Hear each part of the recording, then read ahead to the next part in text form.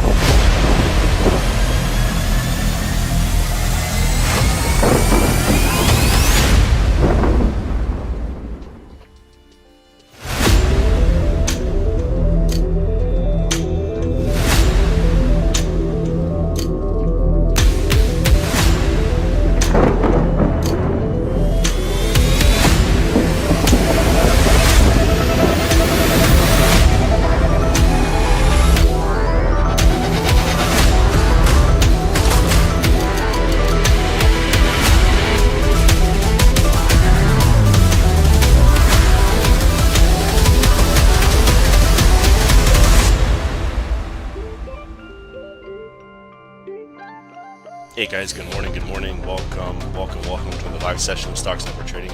My name is Dave, guys, my partner is Ron. Let's get down to business here, guys. In on US 30, sell. Okay, I'm jumping in. Guys, that's a 100 pip drop. Yes, we caught it. Hey, guys, 200 pips, please, secure.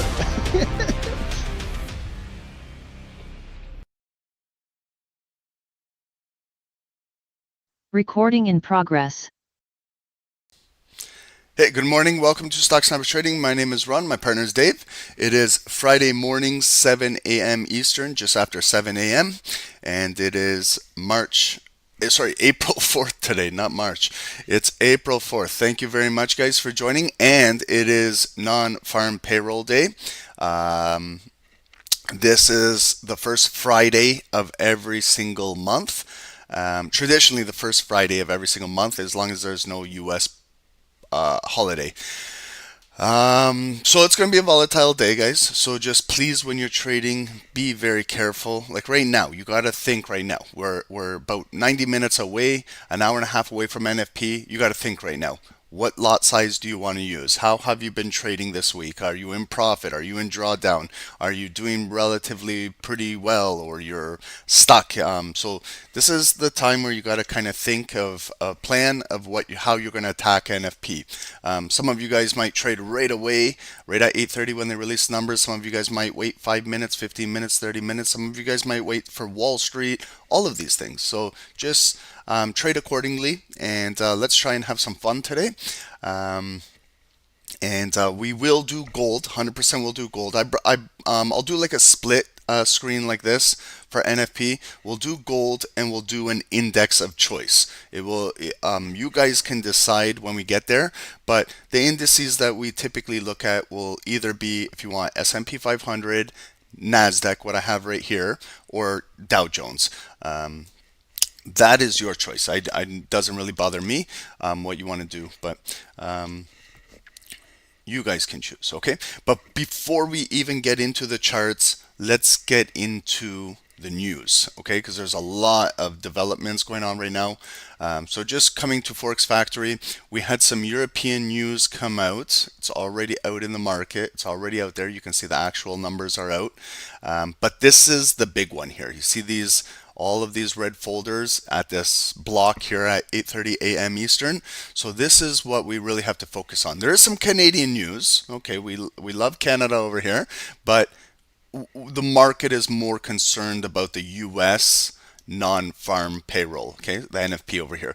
So first folder that will come out is average hourly earnings month over month. So very simple. Today is April 4th. So this is the average hourly earnings from the previous month of March 4th. Okay, for that month, it's kind of, we're looking backwards now at the previous month.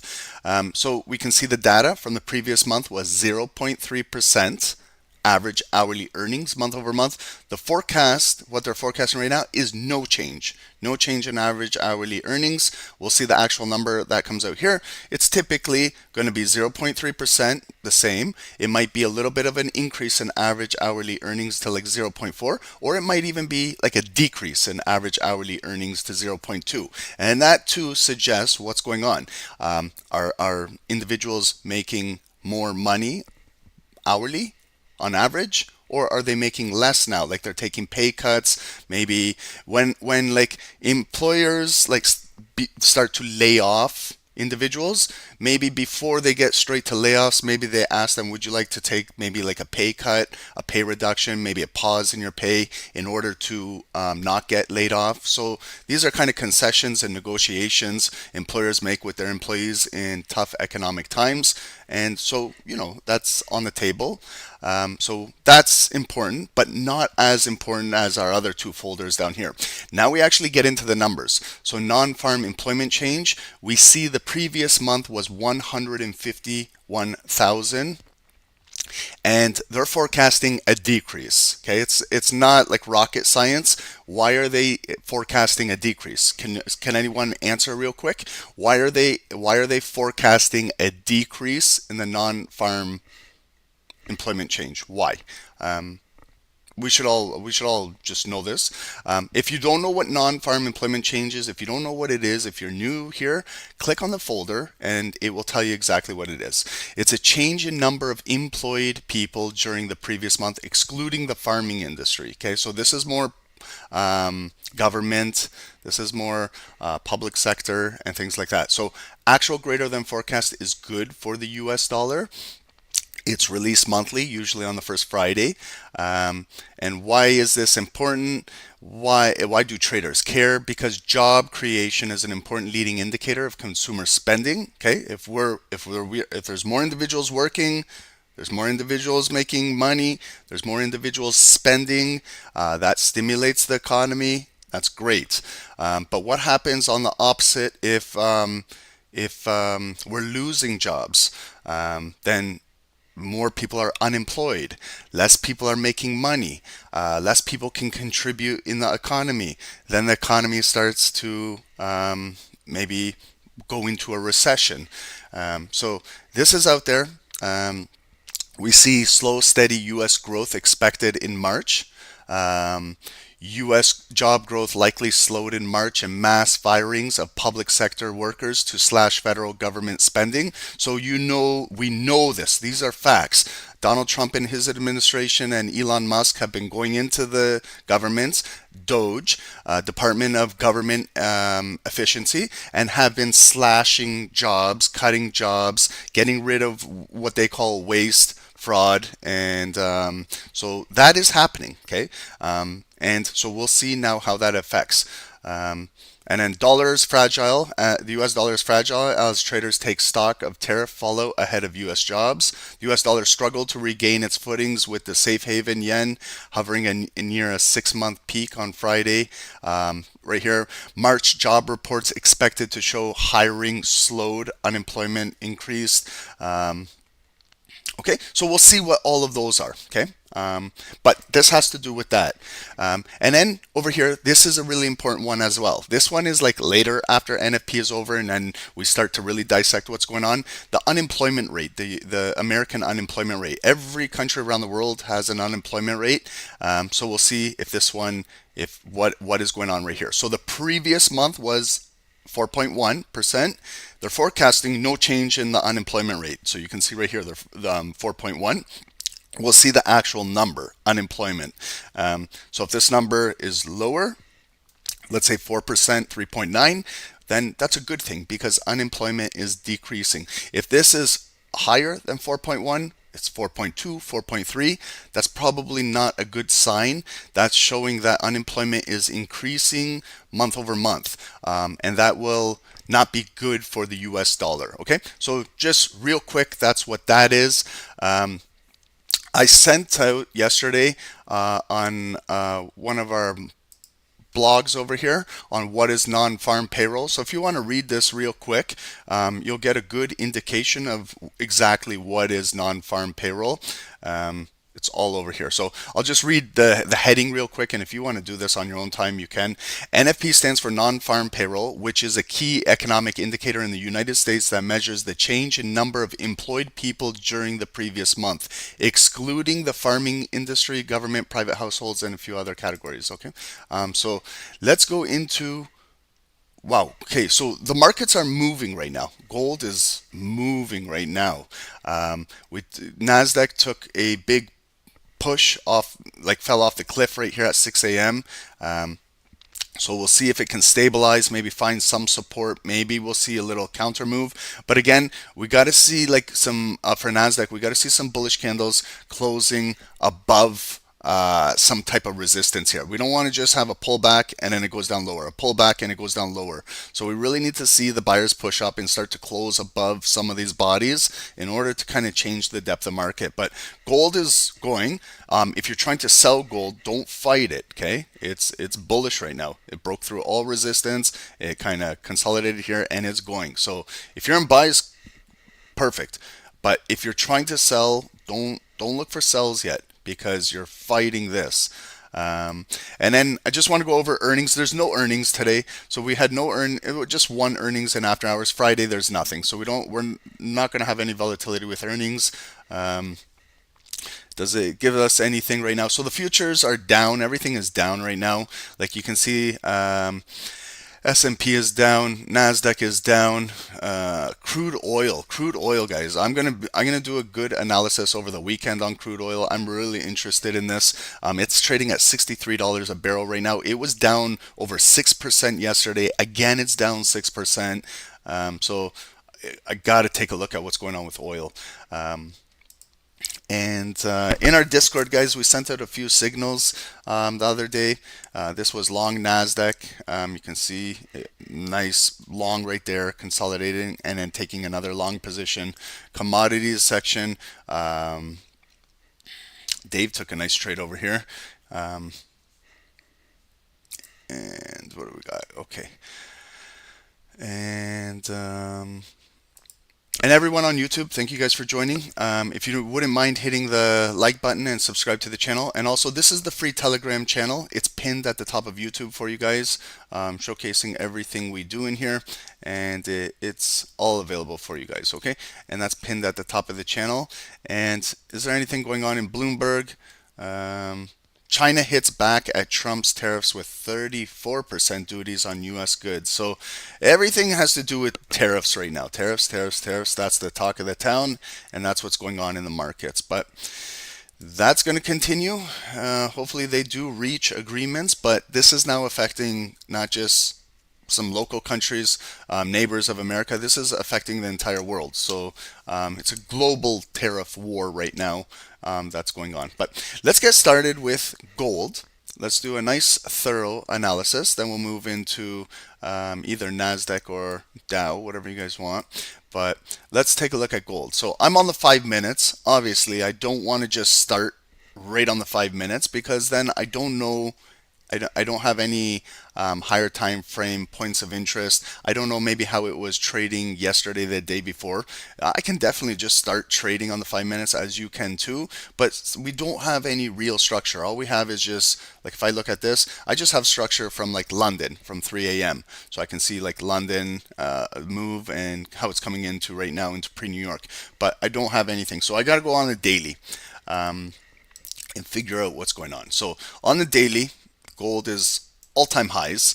It's been pushing for quite some time, started all the way in here. So we started in December of 2024 going into this year, and this year has just been really, really bullish. Okay, why? Because look at everything going on around the world. If you don't know why gold is doing this, you really have to do some research on just the markets in general and the whole world in general, what's going on. There's a lot of uncertainty around the world. But let's go look at these few last daily candles. Okay, so we are clearly trending up. Over here was an all-time high, previous all-time high, and it pivoted right there where it stopped. Okay, so there was some sort of resistance. That's where the all-time high was, and it got rejected back down. So this body right here, we've been going through this all week. March 13 closed above. So that previous all-time high supply we can turn into a demand zone now, and we're nowhere near that. So it's there, it's pending, it's in the market, it's a block. We just have to acknowledge it. And then what happened? The next push up, we had another weekly uptrend, and then it found again a 3-day resistance, and that was a new all-time high up here. So if we kind of locate this area as well and kind of bring it into the future, what I can see is yesterday, it tapped right into here, and you see the big rejection. Okay, so again, now we pushed again, another weekly push, new all-time high right up there. So that's our new all-time high.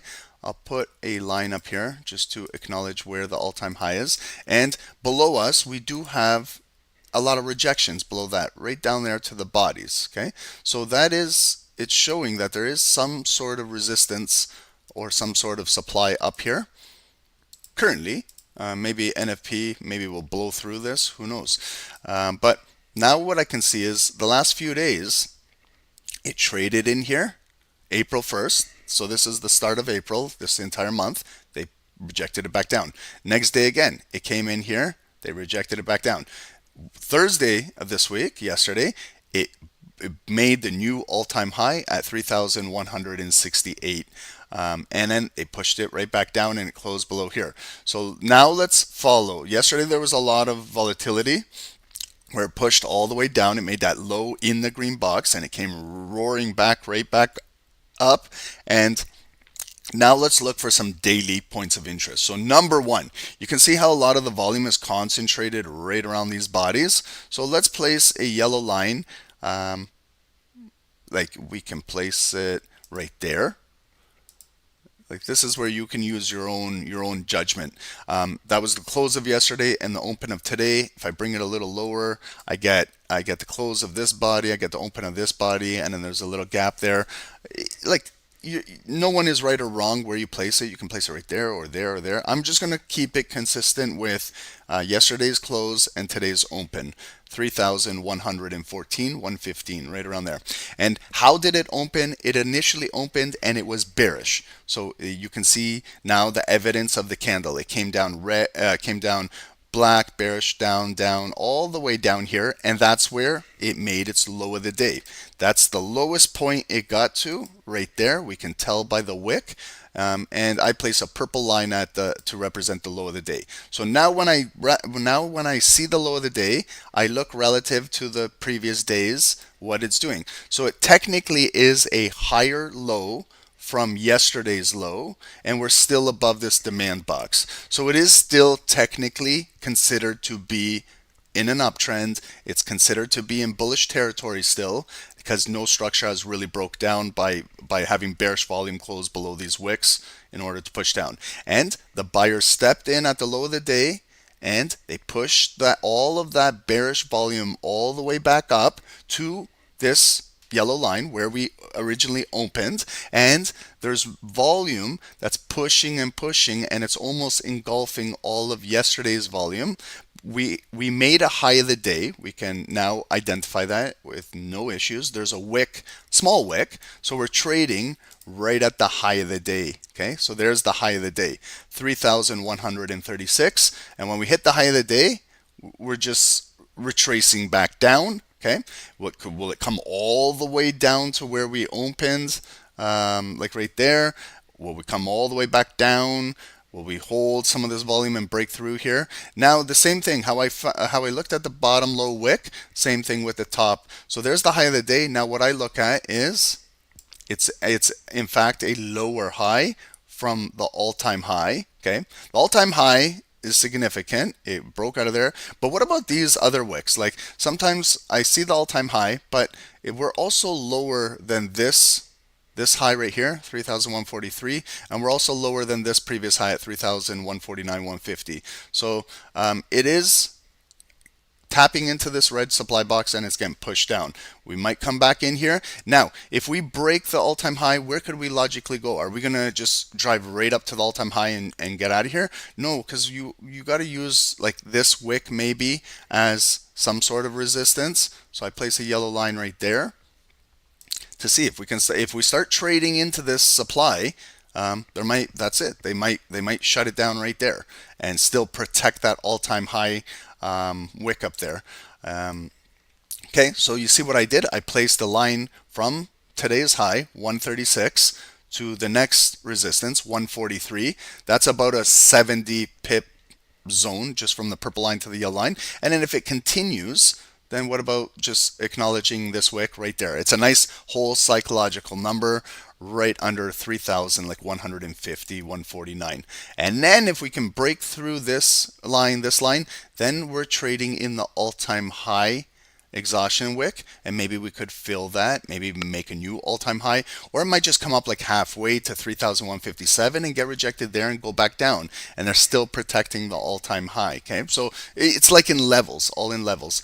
And then now what happens if it goes opposite? So if the sellers start pushing all of our blue bullish volume back down to where it opens, and then we start coming down again the same thing.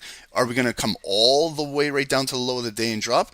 Look here, you got a wick right here and a wick right here. I like to look more at these wicks because I look at 50% of this bullish candle, open, close. 50% is kind of right around there, and then I'm trading in between these two lows and like right around there. Okay, 3,103.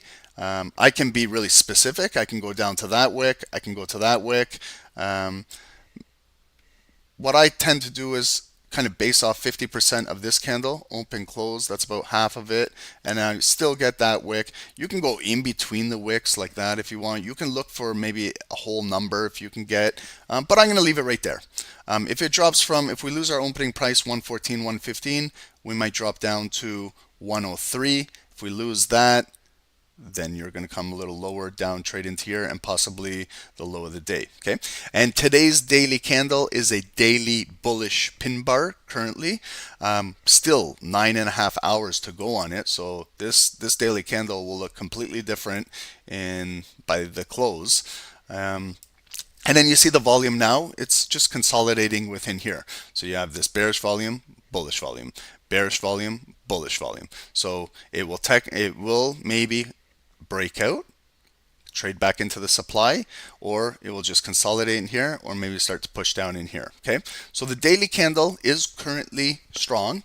You can see that the buyers stepped in and pushing it up, but we're still under the supply box. Okay, now let's break this daily candle down and go into the hourly and see when it made its moves today relative to yesterday. So what I look at are just the big moves. We had this nice sell on Wednesday coming down, retracing all the way down. It bottomed out. When did it come now? Now we can actually see on the daily, we saw the daily candle come into the green box, but now we can pinpoint the actual date and time. On this hourly candle, it was yesterday. If you guys were trading Wall Street, it came bearish in there, and then it came right back up. We had some 10 a.m. news. It was very positive for gold. We had this big, strong, bullish candle where it made like the high up there. And then we retraced down. You see how we were trading around 50% of that big bullish candle right around here? That's where we had the consolidation. This is like the end of the day going into the Tokyo session, and then we start to open up as we get more. We're moving into the London market, so we had the bearish move come all the way down, back up, come all the way up, lower highs. So we got a lower high on the hourly, lower high here, lower high here. So it is technically pushing down. They keep pushing for a new lower low, but it can't break like around here, around this lows, and it came right back up. And then this morning, 5 a.m. started bullish. 6 a.m. you have a really bullish ignited hourly candle open, hit that daily point of interest. That, remember, that was kind of the opening price, and then it closed right there. Our next hour right now, 7 a.m. again, open, small pullback. We're still holding above 103, that daily point of interest. We're still holding above 50% of that hourly candle, and we are pushing. We broke a high, and we made our high of the day, and then we're touching that purple line and we're getting rejected. So this is still a nice hourly move. You got kind of like a double bottom on the hourly if you look at the purple line. So you have this push down. Okay, I'm looking at the volume, not all the way down. That's where they grab liquidity. And then where's the natural neckline? It's like up here. There's the neckline. So then you see the next move, how it came all the way down. That's technically like a double bottom. And now this is the second leg that's coming up, trying to break the W. Like, I know it's a funky W. Ron didn't smoke anything this morning, but what I'm trying to say is there's the W, there's the neckline, and we want to see if we can break up to this line, 143, maybe to 150 up there, and who knows, maybe we'll drive close to the all-time high. It could also come in here and also get rejected and get pushed back down. Okay, if we get pushed back down, maybe we revisit this yellow line as support, maybe we revisit this yellow line as support, or we start to come back down in here. But we also have 32 minutes to go on this hourly candle, and we do have volume showing us where it opened and where it's at right now. If I'm just looking at around 50% of this hourly volume, I want to place a white line like right there. That's where maybe there's hourly support. If it does come back down, I want to see if this hourly body can hold maybe 50% of its volume. I know it hasn't closed yet. We're still 30 minutes away, but just to give us maybe watching as we're going into NFP, will it hold the hourly support right here? That time will tell us. If we lose that white line, then it's probably going to come back down and revisit this daily yellow line. And then if we're trading down, like if we sell from the white line down to the yellow line, it's easy. We can just measure it, and then we know what the range is. So from there, 70 pips. Maybe we scalp it down into there, and then when it gets down here, we got to respect this because it could pull back up. If we lose this yellow line, then it could drop a little further. Okay, so that's how it looks on the hourly. Hourly is still looking bullish, but we're trading in that all-time high supply zone. And when we came in there originally, you can see where they pushed it down. Then we had that big push to the new all-time high, and they really sent it down all the way down there, and we're slowly double bottom coming back up to try and revisit this red box. Let's go on the 5 minutes, just see how everything is trading. So 5 minutes, it all started right there. Now what I can do is I can actually see like when it bottomed out. It was 4:40 a.m. Eastern, and since then it came back up, pulled back, higher low. So you see here, that big blue candle, had you figure it out maybe where 50% of it is, or you see that little fair value gap, you see the big blue candle, and then that wick and that wick. Get in the habit, ladies and gentlemen, if you can make this type of box right there. This will help you, really will. Was this difficult, guys? Did you guys understand what I just did right there? Do you see how this is a larger, abnormally larger volume-based candle than this, than this, than this, than this, than this? That's a big candle. Like, you can visually see it, okay? Now, if you zoom in, you can see how that candle traded right there, the wick, and got pushed down. This candle came all the way down and stopped right there. Now, if you just grab what is left in between those wicks, that's kind of like the meat in your hamburger. You got your bun on top, you got your bun on the bottom. There's the meat of your hamburger right there, okay? That's the good stuff right there. I hope you're not vegetarian, but if you eat meat, there it is, okay? That's the best part of the burger. Now, stretch it across in the future. Do you see how, like, if you missed the run up, okay, sometimes we let the trade go, but it tends to retrace all the way back to come back to eat some meat, to get in there. So it technically tapped into that green box, and look at the wick rejection out of there, and look at the move now. And it started to push, okay? So let's continue to stretch this into the future. We're nowhere absolutely near this box, but maybe we can find some other 5-minute zones. What I can see right here is when it came up, they pushed it down. So I got a 5-minute zone, like right here, a pivot, like right in the market, right around there, where I can draw like a red box on the 5 minutes. This is for like scalping, when you want to scalp. And same thing, stretch it into the future, and you see how volume starts to close above it, retest it, and go raw. That is now turned into a green supporting zone above the one below us, okay? So by the time, before it comes down here, it's got to revisit this box. It might come down, catch a higher low here, and continue moving up, and it doesn't even come down here, okay? And then here we have another one. See this abnormally large candle at 625? There's the wick, and there's wicks. So here's the meat on this candle, okay? And it's located, and we also have a yellow daily point of interest in the meat of the candle. So if we retrace all the way down in here, this might be a really good buying opportunity. Do you guys understand what I'm saying? Do you see how I just did that? There's the big body candle, and then what's left over is that pullback right there and there. There's the meat of it. It's this one, this zone has more meat compared to this one right here, okay? But I can see it came down, it tapped in it, went back up. It came down almost, tapped in it, and then again it's gone, okay? So we had a little bull flag and it's gone. It still has respected this zone. So what I do with these is I stretch them into the future, because these might play out at some point today, tomorrow, next week. They might play out. Here's another one. Here's now where it was retesting this daily point of interest, rejected, rejected, rejected. Here's a big bar, okay? Now I just have like this pullback right here at the hourly white line. Remember I said, guys, let's watch that hourly white line, see how it reacts here.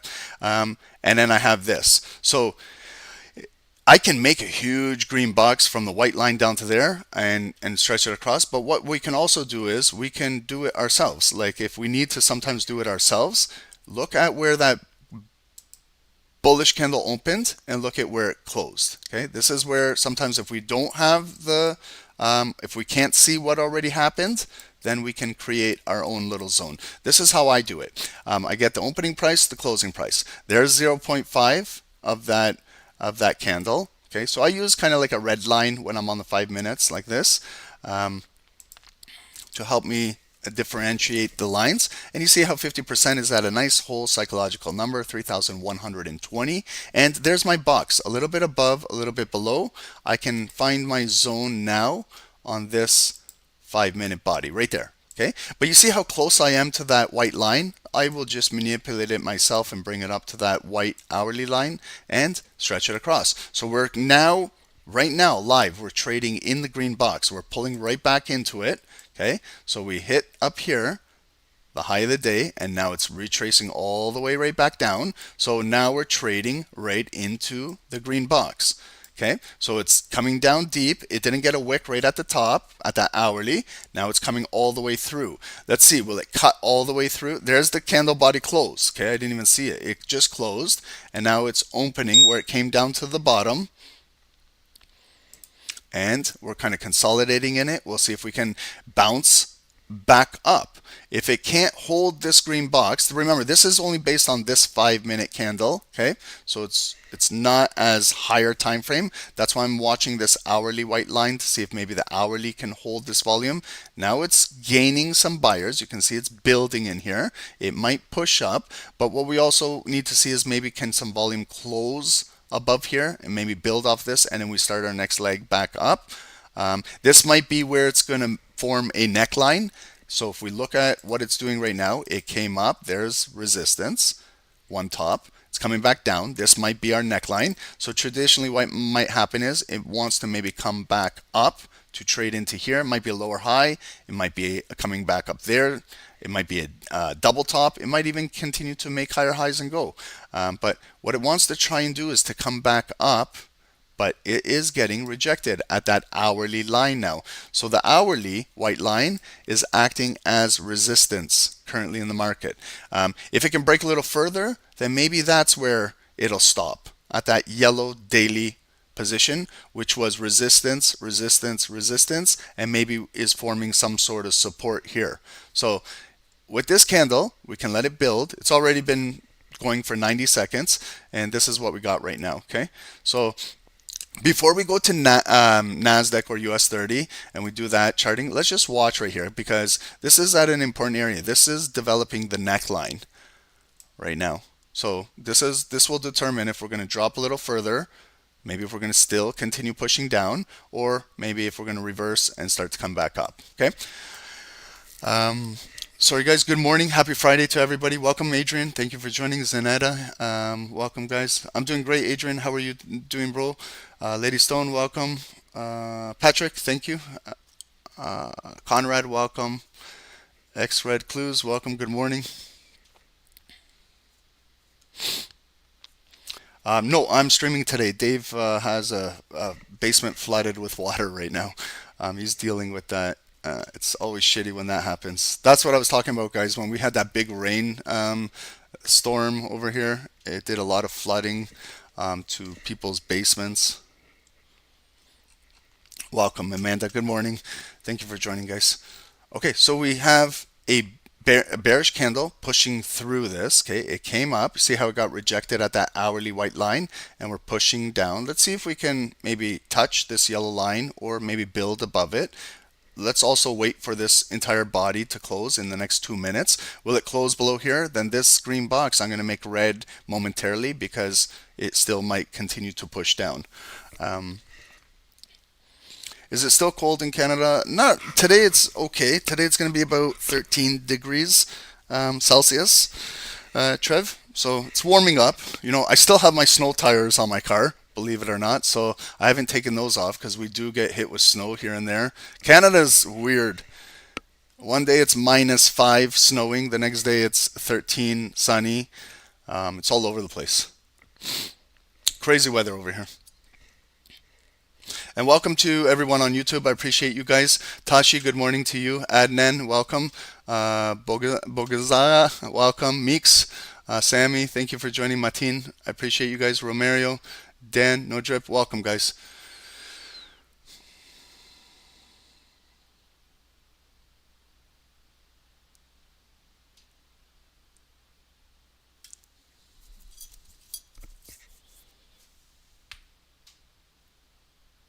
Welcome, guys. Alex, good morning. Thank you for joining. Okay, so we got 45 seconds. Let's continue to watch this close. Um, I, I don't know if you're joking or if you're being a clown or if you're being for real, but here, Piggy, the name. What up for Ronnie? It's Alex. Been with you since day one. Prayers and blessings, yo team. Listen to these guys. Because of them, I retired. Alex, if this is the Alex I'm thinking of, congratulations, bro. I don't know if you've been on the channel in a minute, but I do remember you if that's who I'm thinking of. But guys, this is a bearish candle, so it's probably going to close below the green box. So and we have about 5 seconds. So I'm going to make it red. I assume it's going to close below there. So that's red. And look at how the 5 minute supply is below that hourly white resistance. Okay, so now we closed right at that daily yellow line. So this is where I want to see if it turns blue. It might come back up, but it's trading here where it will catch a wick and maybe push back down. So you see it still is pushing down.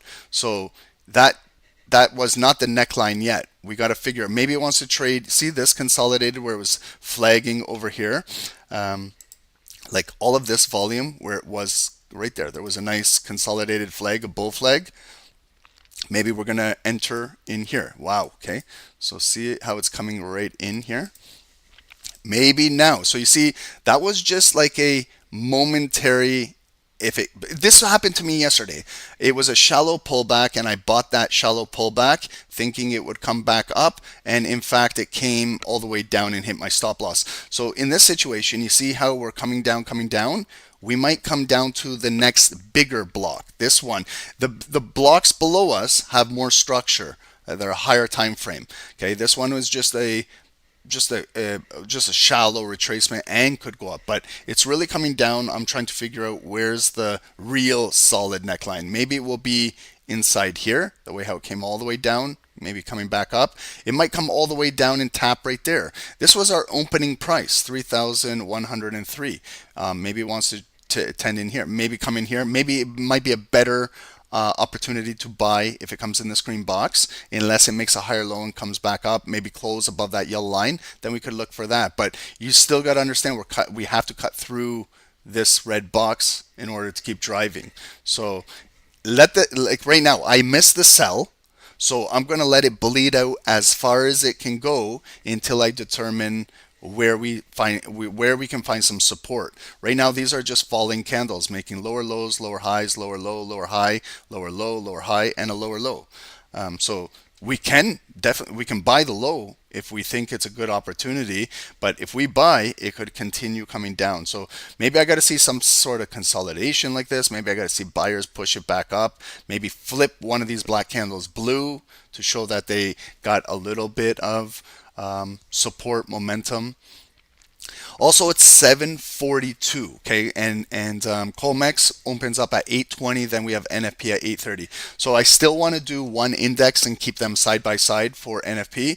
So if you guys can vote right now, what would you guys like? Would you like Nasdaq, S&P, or Dow Jones? You guys vote, and I see Dow. Okay, if there's 4 Dows right away, 5 Dows. We can do Dow today, okay? I'll do NASDAQ maybe on another chart on the side, but for the two side by side, we'll do Dow Jones and gold, okay? Sammy, what does a Marabuzo candle indicate in terms of volume? Good question. Marabuzo is the Japanese word for it opened, ignited, whether it was bullish or bearish, ignited. It opened, let's say bullish Marabuzo. It opened, it looks similar to this candle right here. This big blue one. What it does is, okay, this is a Marabuzo, okay, and they're really important candles. It opens, but it has no lower wick. So I'm just showing you this one. It looks like one, but it's not technically a Maribuzo because it's got a wick. But think of a bullish ignited candle like this, where it opens and there's no wick. It opens bullish, ignited, and it drives and it drives and it drives, and it closes right at the high. There's absolutely no wick. It closes right at the high. That's a Maribuzo Japanese traditional candle, and it tends to open with that bullish momentum and keep driving. If there's a pullback, it's a shallow pullback like this. It will be a shallow pullback and continue driving. And it can be a bullish Maribuzo and it can be a bearish Maribuzo. Those are the most powerful candles known to humankind. It doesn't get any more powerful than those candles. Christy, yeah, there's a bit to the left. Yeah. Okay guys, so this candle is going to close in 30 seconds. We go through our motions again, the last 30 seconds. Let's pay attention to see how this body closes. So we're trading right back into this. So this, to me, if we're looking at technical patterns, it looks like a head and shoulder. This is the left shoulder. This is the head that broke out. And we're trading right back into the shoulder. So if it's creating this right shoulder, it has a high probability it wants to break down to here or to here. But remember, if it's breaking down, it's coming back down to maybe an area of demand, and then maybe it will bounce back up. Okay, so now let's look at how that candle closed and how the next one is opening. So it closed right there with majority of it is bearish volume. The next candle opened ignited, and we're pushing down. We're breaking the wick. So let's see now. It will take out that low, and we're trading in the next green zone, and right here. Right there, that yellow line, that was 3,103. That was the opening price of today. Sandy, have I considered a career as a sports commentator? Why would I make a good sports commentator? I would love that, actually. That would be fun. Anyone watch Montreal take care of Boston Bruins last night?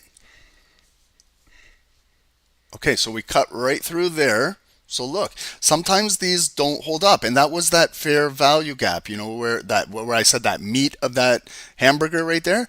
When there's heavy volume, it can disregard all these zones and cut right through here. Okay, so you see now we're coming all the way to like the bottom here, bottom here.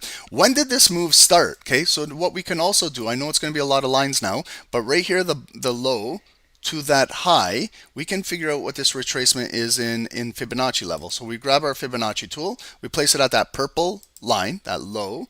Let's bring our Fibonacci tool up to the next purple line, right there. So you see now how deep we came? We came down into here, it's coming back up. There's the 618 right inside this green box. So that's a beautiful response by the buyers. They're rejecting it back up, okay? Now we got to see how this candle will close. Maybe it will close above this green box, and then the next one will start the bullish leg coming back up. And if we do come back up, we have our levels above us. There's that daily resistance. There's that red supply box. You know, so if we're going up, we can measure our move, unless this still wants to continue to come down. So I'll stay with this for a few more minutes, and then we got to do Dow Jones, and we got to get ready for Colmex at 8:20, and we got to get ready for NFP at 8:30.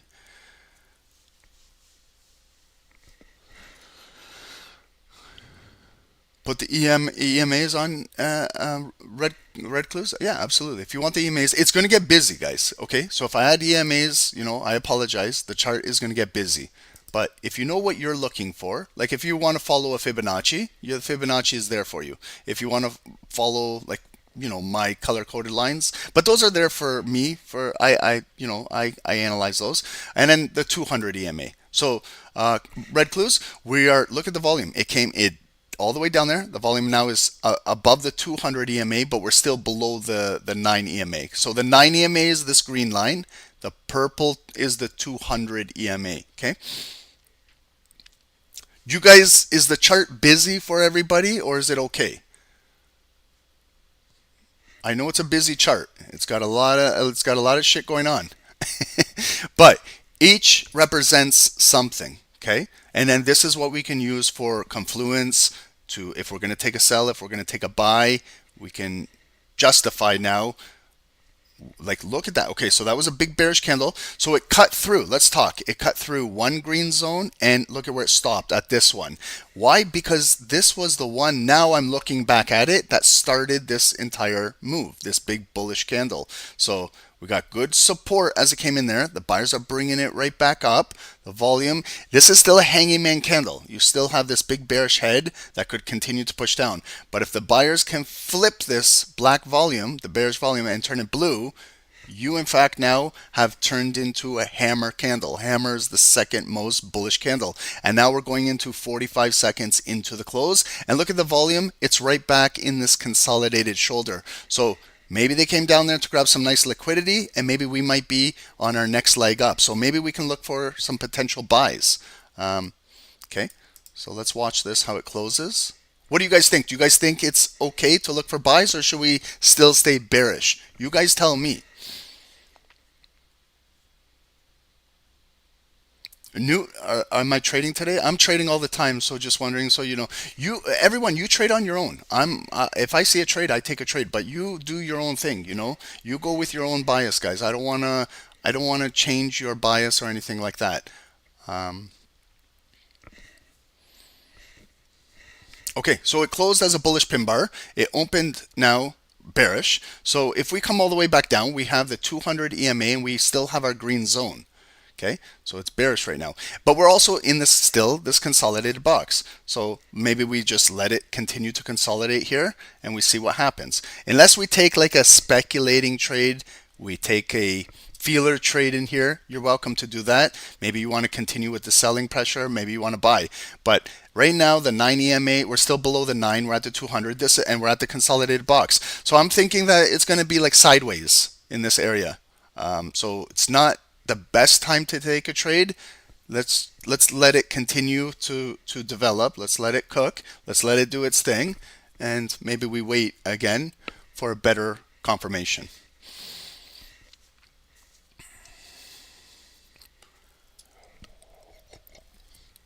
A lot of trading is just waiting. Have you guys realized that now? A lot of your trades that you take are just waiting for the trade to naturally come to you. If you feel like you're forcing a trade and it feels unnatural, I would recommend not even taking that trade. Just from me, like saying that, because when I force trades, sometimes it feels unnatural, and a lot of times it hits my stop loss. And then I'm like, shit, why did I take that trade? It's just, sometimes you get anxious. Sometimes you want to get into a trade to not miss out, like the FOMO, the fear of missing out. If you can learn how to deal with those things, and again, it's very, very difficult. Ask any trader that's been trading for a while. That's probably one of the hardest things. That doesn't matter if you've been trading for 2 years, 5 years, 10 years, 20, 30 years. You're always going to have that FOMO to get into a trade. So I've just learned over time, if I miss a trade, it doesn't matter. Like, I'll catch another one. That's what I had to keep telling myself.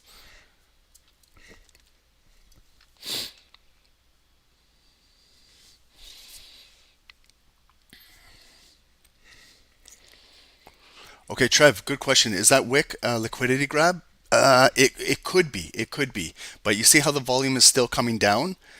So we gotta gain some support. It it like if we opened, like, how it opened blue, and then if we open kind of ignited here, Trev, and we just started driving, then it would represent a liquidity grab, because it would have showed us it came down there, they grabbed the liquidity, and they're continuing just to pump it up. But right now, you see how the bearish candle is still coming down. So now I want to see, you see now this green box, I want to see how it will play out right now again. So it looks to me like they just cut through it to grab liquidity, come back up and close. So now it's actually coming to retest again the 200 EMA, that yellow daily position, and this green box, that meat of that sandwich there. So right now, Trev, as we're speaking, we cut through that depth of market, and then as it came up again, what I'm looking for is this depth of market building again with buyers, because it cut right through there. It activated all of their pending orders. and then it came right back up. But now you see how it's bearish coming back in here. I want to see, like, is this green box, is it continuing to get more pending buyers and build up and build up and build up? So if it does, and then we flip, then maybe it might be a good opportunity to look for that reversal buy coming back up. But let's just continue to see if this green box is developed, if we're getting more buyers in here, right? Because if we're losing our buyers in here, you can see that the candle is coming down bearish. We might continue to come down and fill this big wick and maybe close below here, and then maybe we're continuing to sell off. Okay, so, but good question, bro.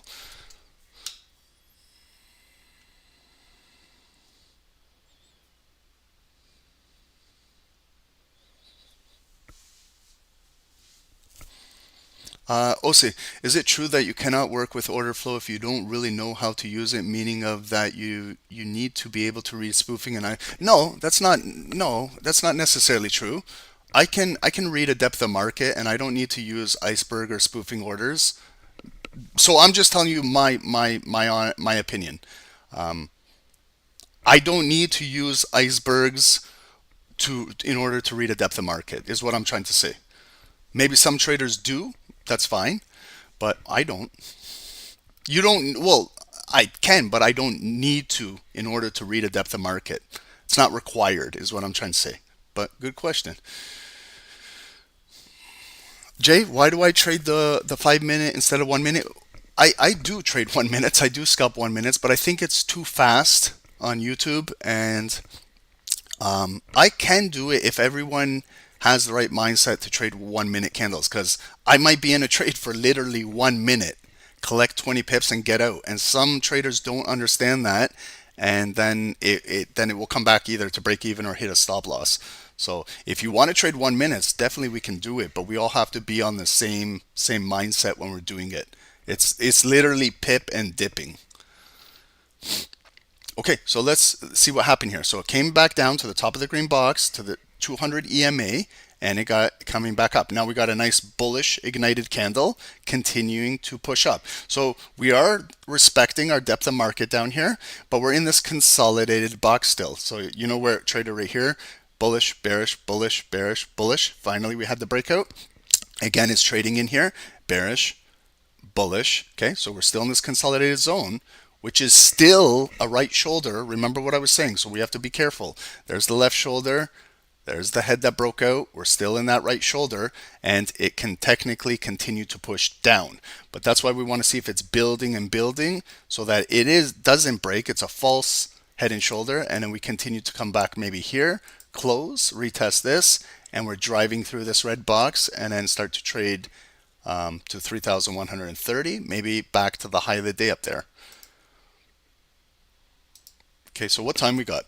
It's almost 8 a.m., guys. I have to do US 30, okay? But this is what I'm going to ask you. I can do US 30 in 5 minutes. Should we wait till 8:05, and then I can get it done, and I'll have two side-by-side charts ready for COMEX and NFP. I just don't want to get off this chart right now when it's developing, because we'll maybe miss out on something. So let's just see how gold closes into 8 a.m. It's in 2 minutes and 45 seconds. And then we watch the first 5 minute open of 8. And then we switch over. We do our US 30 Dow Jones chart. And then we come back and we bring both of them side by side. But like, we got to pay attention to what's going on here, because they're like, the market is building here. It's doing something. Okay. So let's remember what happened. Okay. Like a rewind. Remember, this big bearish candle came down, so it respected where kind of this move started right here at 625, this big bullish move. Came down, it came right back up, closed in the box. We pushed back down. It respected the green zone. We respected our daily point of interest. That was the opening. That was the opening of today's price, this 3,103, and came back up, and we got a bullish ignited candle right now, engulfing the previous bar.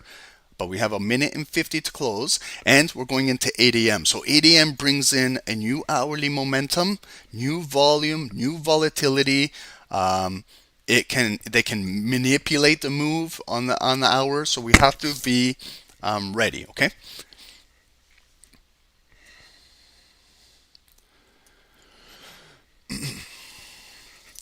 Red clues. Point of control volume profile is also at 3110. 3110. Okay, so we're at the point of control, right in the consolidated box. Yeah, yeah. So you see how you have a confluence too. So that's why if you whatever indicator you guys are using or whatever tools you guys are using, you see how it can help. Like red sees it's at the volume profile at the point of control. And that's what we are at. We are at a point of control here. We're in between the 9 and the 200. We're in a consolidated zone right now. So it could continue to consolidate here. Maybe it will break out bullish, or maybe we're going to continue heading down.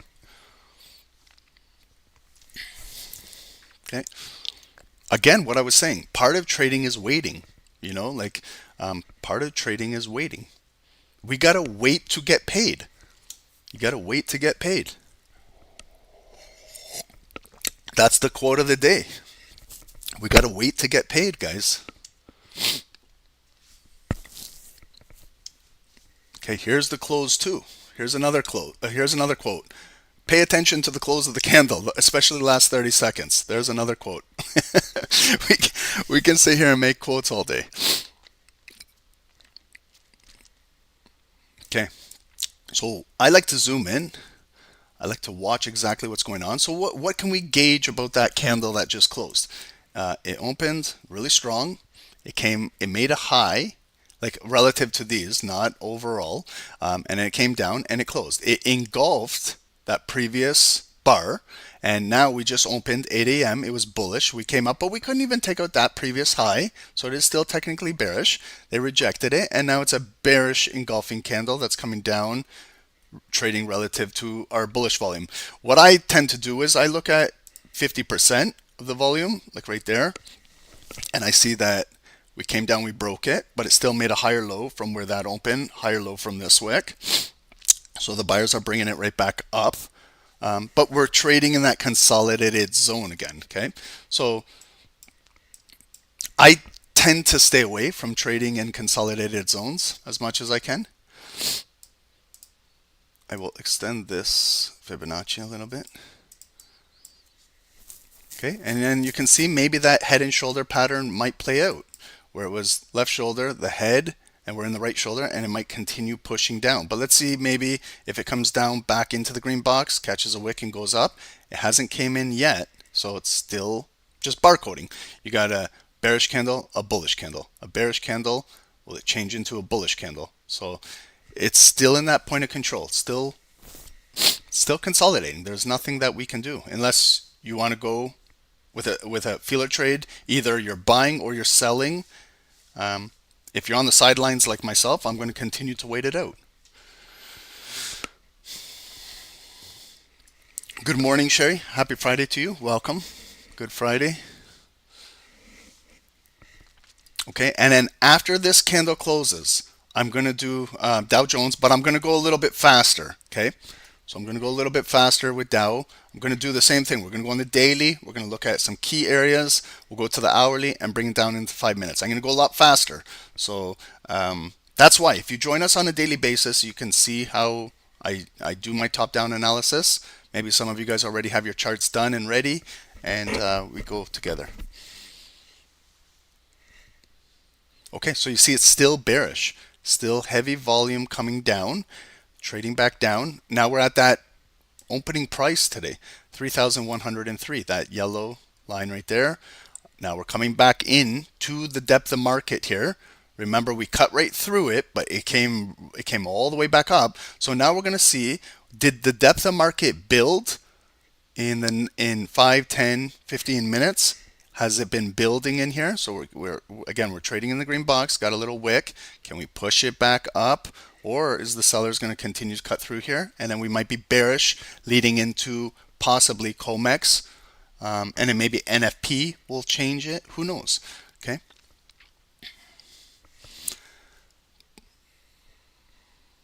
Okay, so we'll wait 1 minute and 45 seconds. So you see it's still bearish. So it is playing out that head and shoulder pattern. You know, the left shoulder, the head, it was consolidating. No real big move by the buyers to close it above there, and it's still pushing down. But we have this large wick right here at 745. So it's coming all the way back down.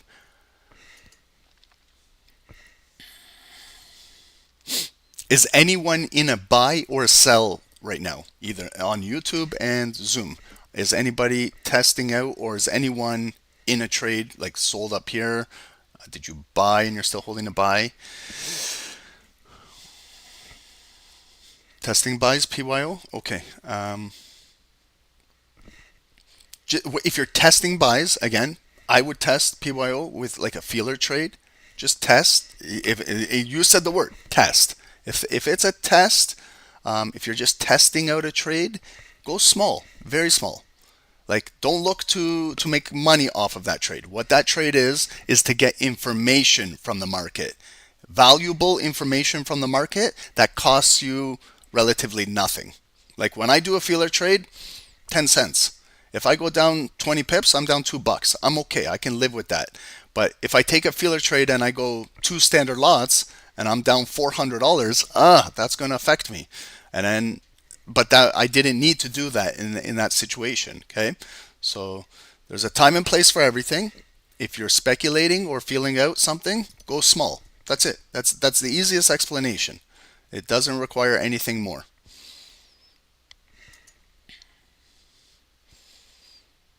Wow. Amanda, you were in a sell but got out with 70 pips. Congratulations. Okay, guys, there's the close, 805. It was a very bearish candle closing near the low. Okay, so I'm going to give the benefit of the doubt to the selling pressure and make this green box red right now. Okay, so you see that the selling pressure is still there. Now you see the 9 and the 200 are coming together. This could be the start of like a bearish crossover, and it's continuing to push down. So that is that bearish head and shoulder. The left shoulder, the head, it consolidated in the right shoulder, and we're continuing to drop down. So look at it's retraced almost from this blue candle that started this run up. It's retraced now 100% all the way back down to here. Will it drop even further? So where I plotted my Fibonacci, I plotted it where it started the run up, right here at 4:40 a.m. Eastern. So we got the 786 right there, and we do have a couple more zones below us. Okay, so if we're looking for buys, what I would be looking for is to see if the buyers can push it back up, cut through this red zone, maybe close it above here. Then at least we can get it back above the 200 and where the 9 is converging right there. Maybe retest this. Then that might be where we look for a buy. Okay. Otherwise, this still might push down. So we got good support where at this green box. Remember, we did all these green boxes together. So there's good support holding at this one. It's coming up, but it is a hanging man candle still. Okay, so I'm going to let gold do its thing. I'm going to go real quick. We're going to look at US 30. We'll look at US 30 Dow today. Okay, so give me like 5 minutes. I'm going to do a quick top-down analysis. If you guys watch gold as well, let me know if you see anything significant worth me coming back to gold. But right now, I'm going to do US 30. I'm going to do it 5 minutes. Watch. Top-down analysis in 5 minutes. Let's just grab some key levels here. Okay. So key levels. Just some zones that I can see that were significant at one point in time. And right there. So that is a big supply zone currently where we started to push down, and that gap where Trump announced the Liberation Day. Do we have any other key areas? When I'm looking for, now point right there, okay? Right there, I'm going to place a yellow line. Why? Real quick, I'll explain it.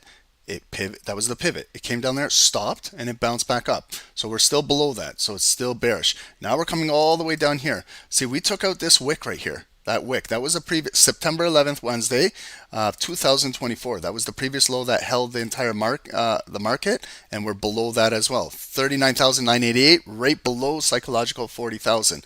And now look at where we came down to, down into here. Do we have some good area of where I can draw a green box down in here? Yeah, I can.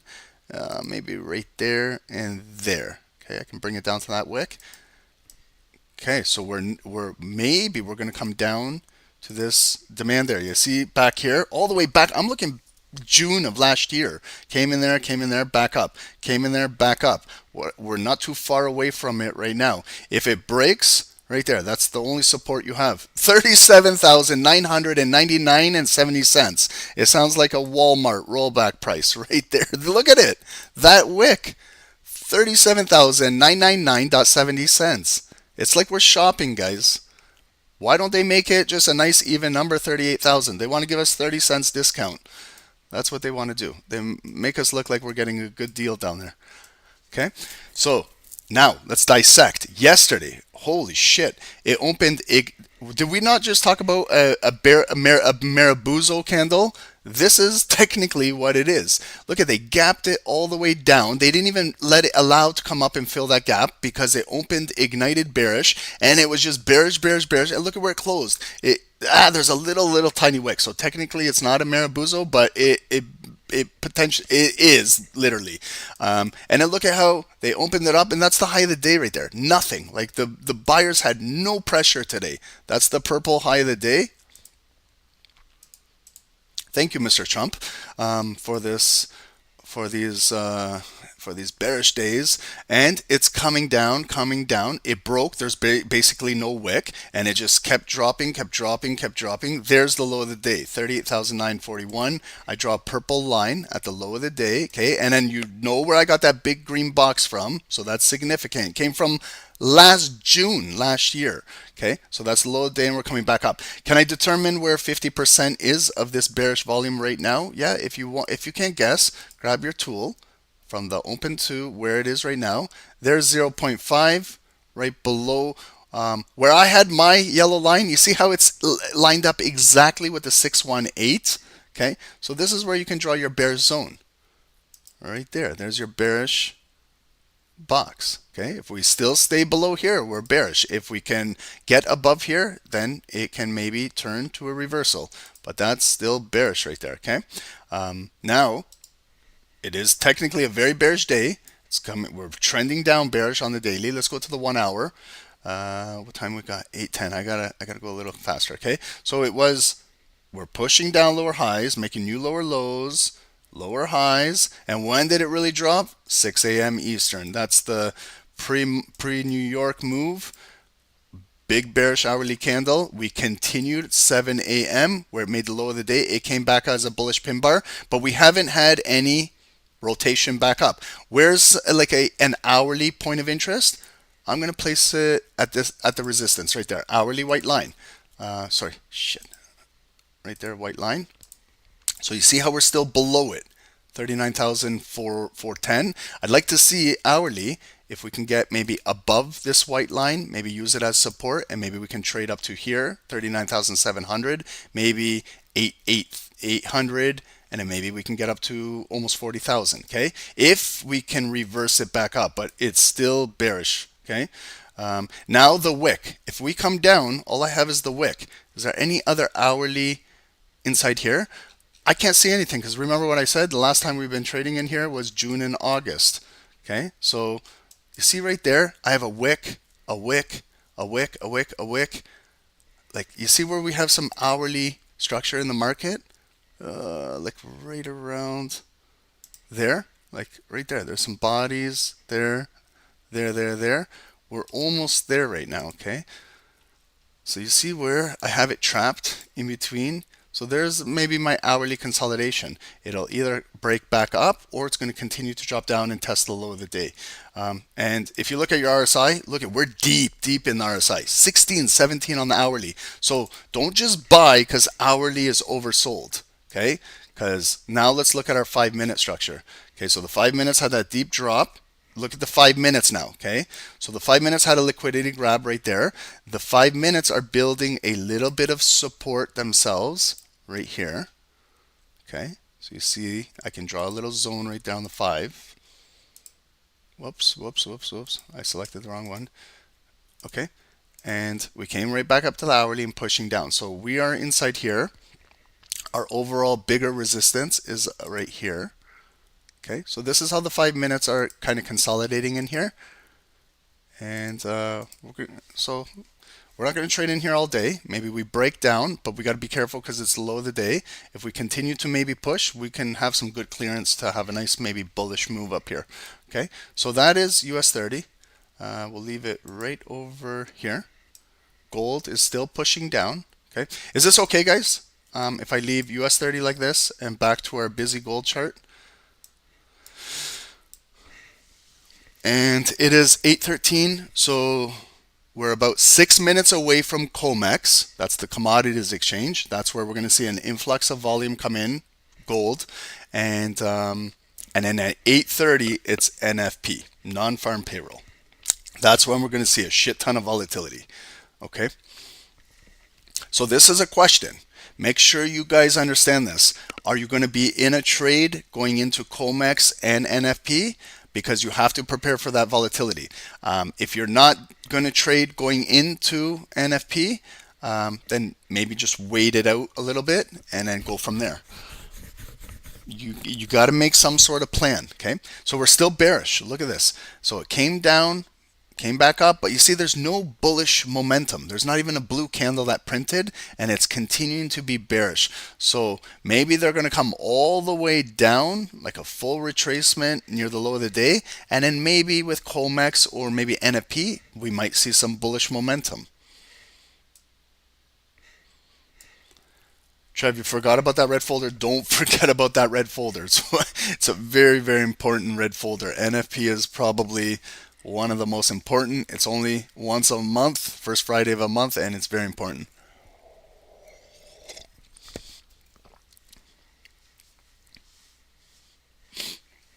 Okay, so you see how it closed below that green box? Just go through the motions. That is no longer a green box. It's still red. Okay. So all of these green zones that we had have all turned red, right? That candle closed below, it's red. This candle closed below, that green box turned red.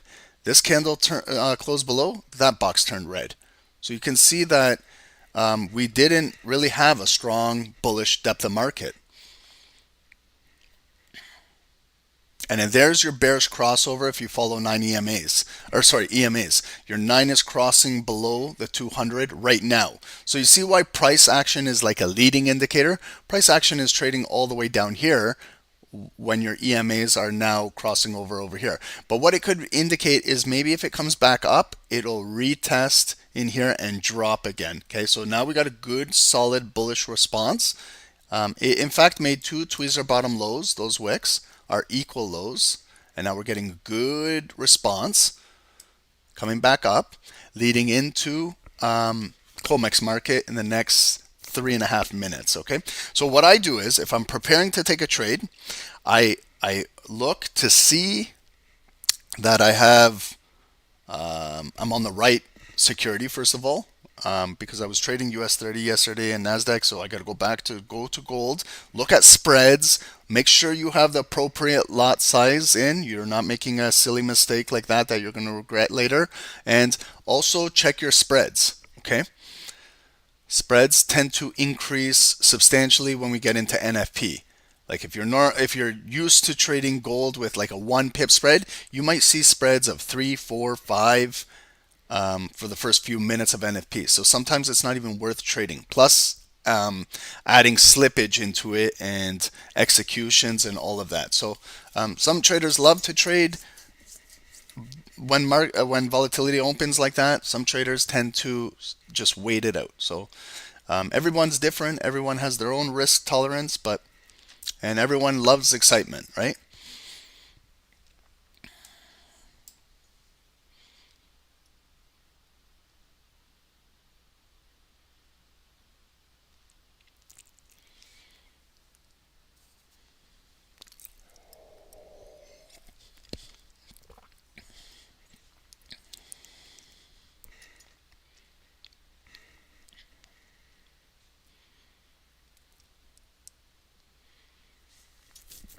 And that's another thing why I always say, like, like if you were testing out a feeler buy, right?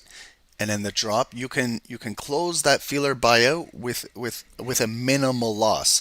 If you take like a normal buy in here and you take a drop like that, that could clean your account out. Like those are big moves.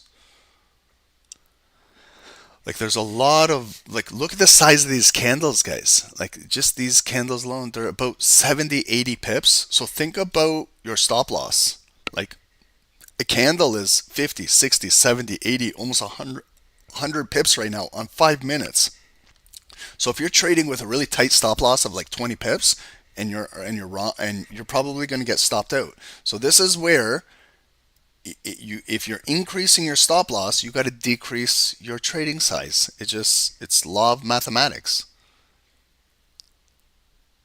You can still trade with the appropriate risk, but you have to give up somewhere. You got to give up on your sizing.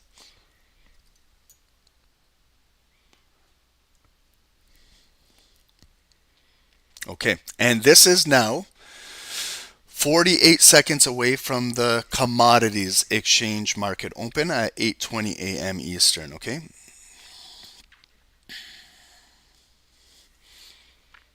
And gold is trading right back at that psychological number, 3,100. We're back to our 618 of that entire retracement, okay? So if we close above here, this box, I'm going to assume we're going to close above here. I'm making that red box green for now, in case we do retrace back down. Might be a possible buying off of that. I'm also nice big bullish engulfing candle going into COMEX. We're trading in the red box, but we're right at that 618. So either we're going to open very strong bullish and it's going to just break out of here, or we're going to pull back into this blue volume. Here's the open, ignited. Okay, are we going to get that push to come? And then look at where it could trade right up to that daily point of interest and the 9 and the 200 EMA where they're kissing right there. But no, we got the bearish candle now coming down. Now let's see if we can trade into that green box, catch a wick, and go back up. But if we go back up, it's a heavy candle. Okay, so let's see. Okay, so we got our wick. Will they flip this candle? Will it continue to come down? Okay, so good response by the buyers. They're there. Candle could flip.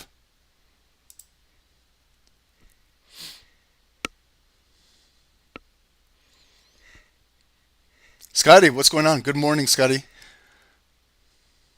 Thanks for joining, brother. We got US 30 up for you. Give us the lowdown.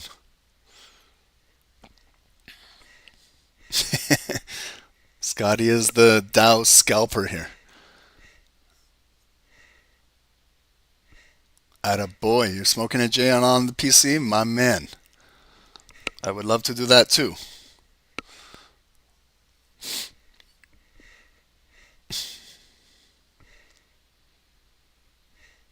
Okay, so the candle hasn't flipped blue yet. Okay, it came up, but we're coming back down. Will we continue come back up? But again, we're just kind of consolidating in this range. US 30 is still trying to push. Let's see if we can get a 5-minute body close above there.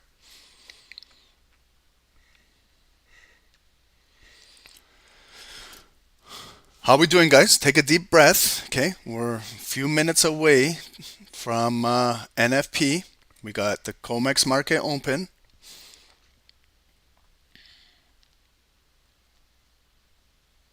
And I'm just saying, guys, like for example, if to buy above here and then you just place your stop loss like in this green box, that's 70 pips. Okay, so you really have to factor in your risk management here. And if you're just placing a traditional stop loss like below that wick or in that box, that's 70 to 80 pips. So you have to be very careful, okay?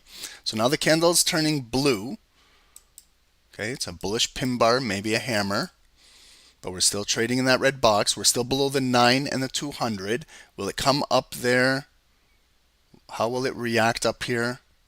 Okay, turning into a hammer, kind of spike a little bit, but it's now half the candle is exhausted, so you know it opened very bearish. It came down, picked up. We got a nice hammer building, cutting through perfectly, cutting through all of that supply. But now we're hitting right there. That's where your EMA and your 200 are on top of each other. Okay, so they're holding it down right now. See how it came all the way back down. Okay, so that's what I was saying. The top right there, that's where our resistance is. Now the candle turned like into a spin top. Okay, so you remember it opened, it was very bearish, came just right now, flipped bullish. Now the sellers are pushing it down. We're right back where we opened. Okay, so this is now turning into a bearish spin top. So they're pushing it back down. So you see how we tapped right into there?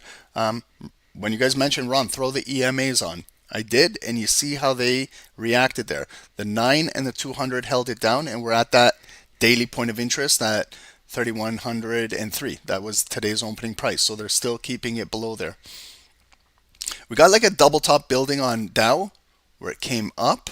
There's our neckline, the white line. That's our hourly support.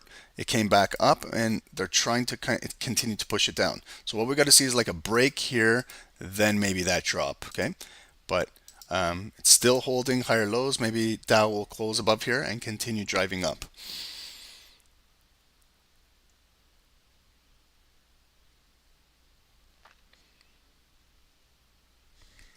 Okay, so now look at the candle. Big bearish candle coming back down to the low and even a bigger low. Okay, so you see how we're barcoding? Bearish, it came up bullish. Comex dropping it back down. Okay, so maybe we're going to consolidate around here before we get into NFP. We're not too far away from the low of the day down here. Do they want to come all the way down here?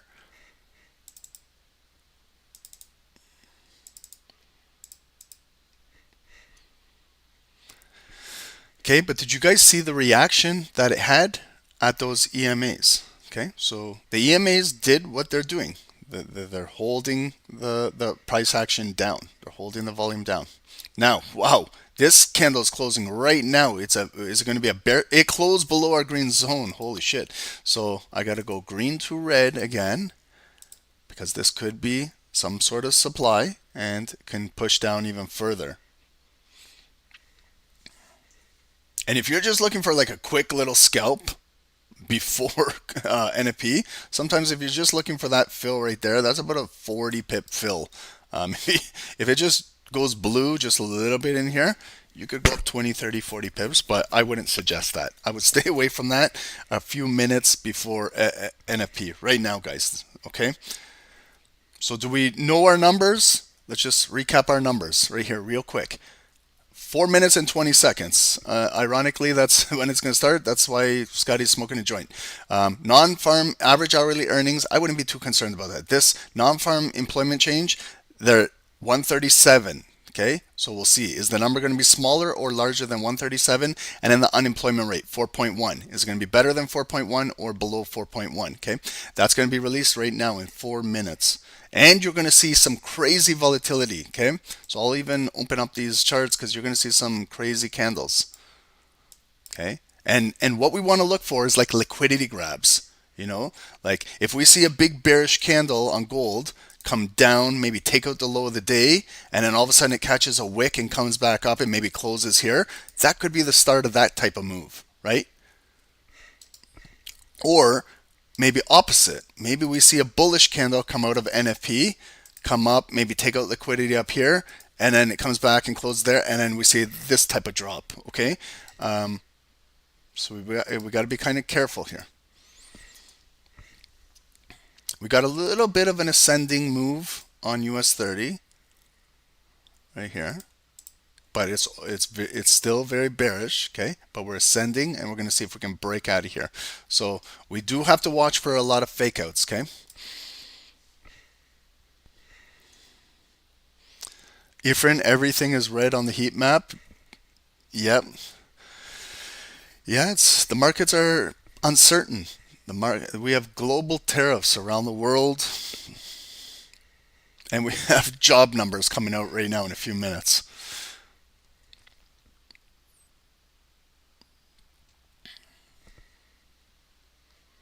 Okay, so it is coming back up. We're barcoding in a bigger range, in like a 70, 80 pip range. Okay, bearish, bullish, bearish, coming back up bullish.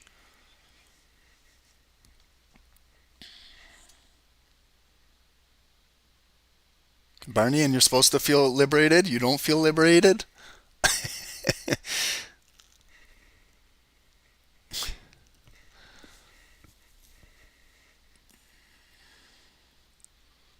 Liberated from our money, yeah. Yep.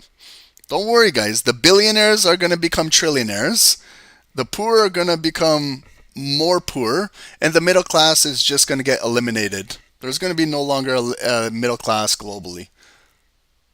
But don't worry, the billionaires, they're concerned about us. They're just making multi-billions, but they're concerned about us. Fuck the billionaires. They don't do nothing for me. They don't pay my bills. They don't help me out. Fuck the billionaires. Like how much money do you need? How greedy can you be? Like us, we're eating crumbs over here, and we're still not greedy. We pip and dip. My goodness. These guys are making billions and trillions, and they still want more. These guys are animals. Okay, look at what we got. We got some nice bar coding.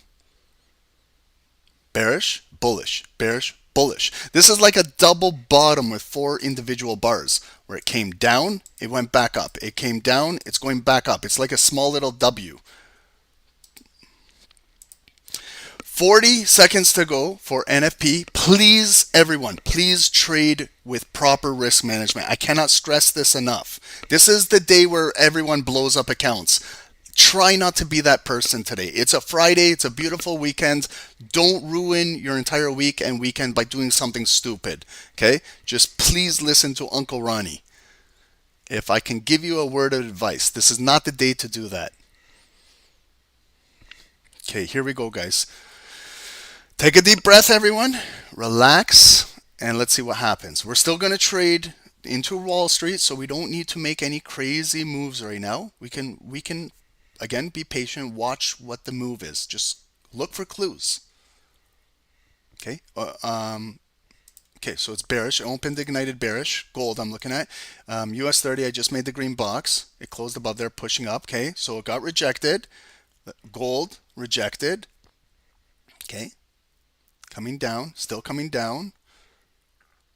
Sorry guys, I gotta analyze both charts here. Okay, so gold can flip blue. Okay, so it came down there, they took out the low, they grabbed liquidity. It's pushing up, but it's coming right back up to the red box. They pushed it back down. Okay, so it's a spin top in that zone still. So let's let it build, continue to build, but keep an eye that they did come down there, take out the low, and then it spiked back up. But it's coming right back to that 618 on the Fibonacci and the red box and the 9 EMA. So those are all our confluences up there. And there's still pushing it down where we have a spin top still in this consolidated zone. Numbers, guys, numbers. Anyone want to give me numbers?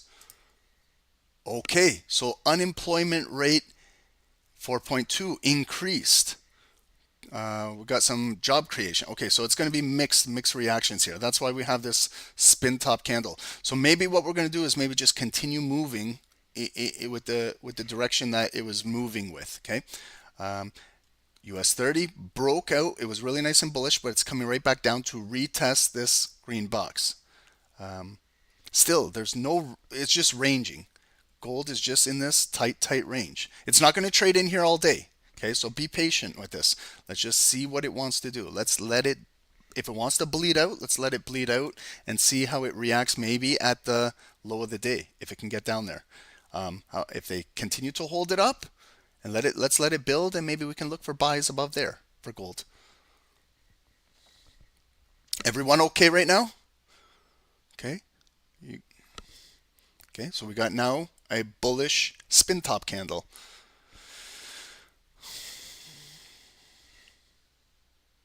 So 4.2%, meaning from 4.1, month over month unemployment increased 0.1. Just that figure alone is not good for the US dollar. We don't want unemployment to be increasing. For a healthy economy, you want unemployment to be decreasing. But the job creation that they had there was positive. Okay, I was speculating maybe it would be lower. It was actually job creation, so that's good. That's why you're getting like maybe mixed reactions right now. That's why like it hasn't decided where it wants to go.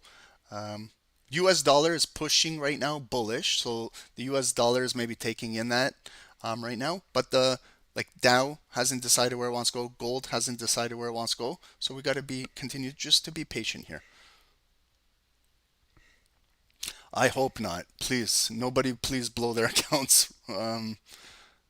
Jay Robertson is telling everyone, please don't blow accounts. That's my only wish for today is no one does anything stupid. Hopefully all that stupid trading is in your past. I used to blow up accounts during NFP, FOMC all day every day. I know what that feels like and it's not a good feeling. So just stop doing that, guys. This is not the time to gamble.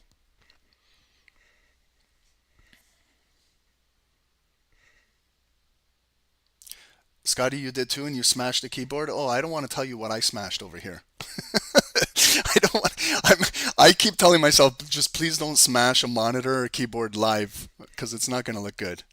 It will be good for views, but won't be good for me.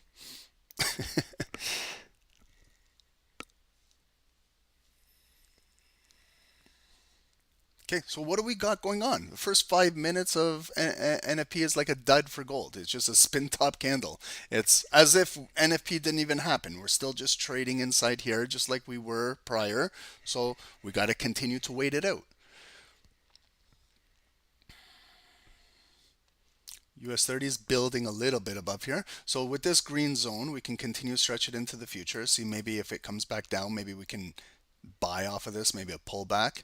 So this area, 39,420, that's a fantastic number. Let's keep that up, the 420.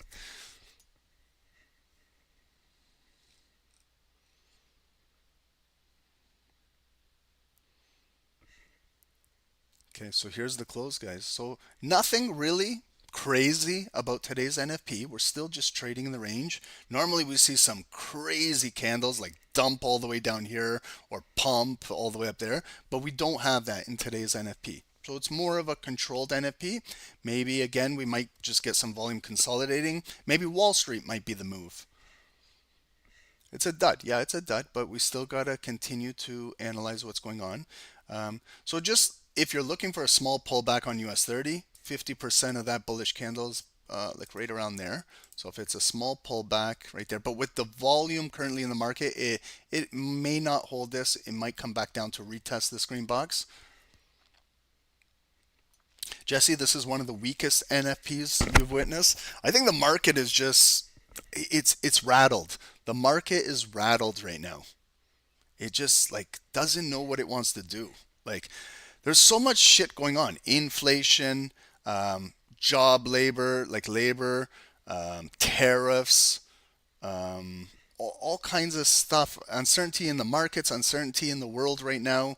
I don't think even the best economists can't even predict what's going on right now.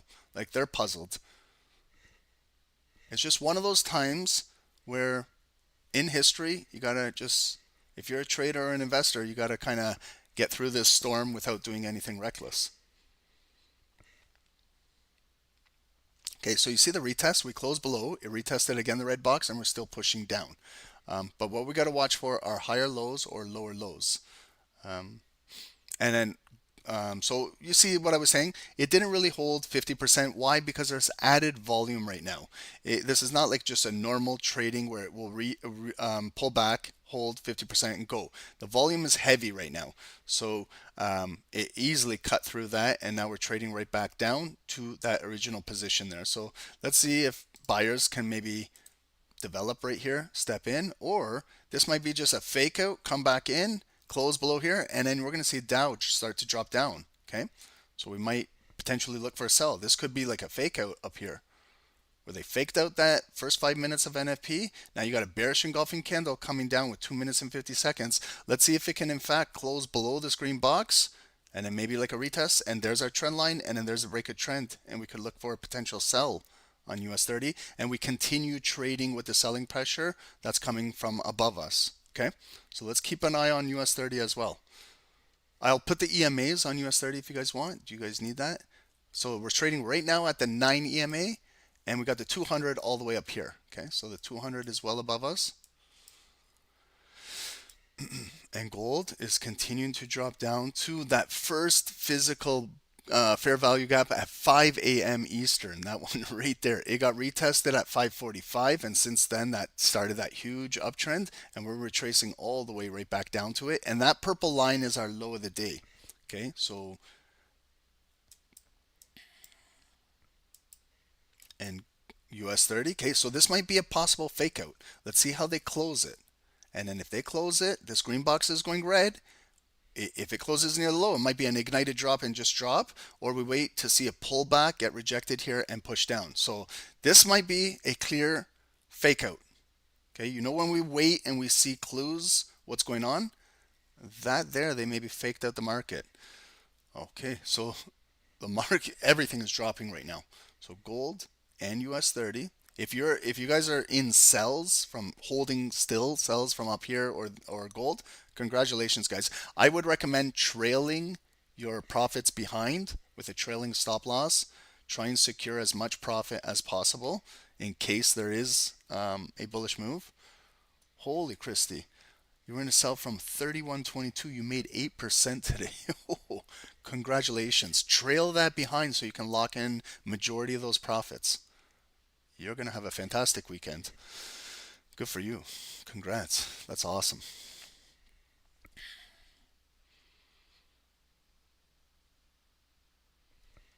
Okay, so this is where they're bleeding it out. That's the low of the day. What's below the low of the day? A shit ton of liquidity is below the low of the day. Here it comes. Come and grab that liquidity. Wow. Okay.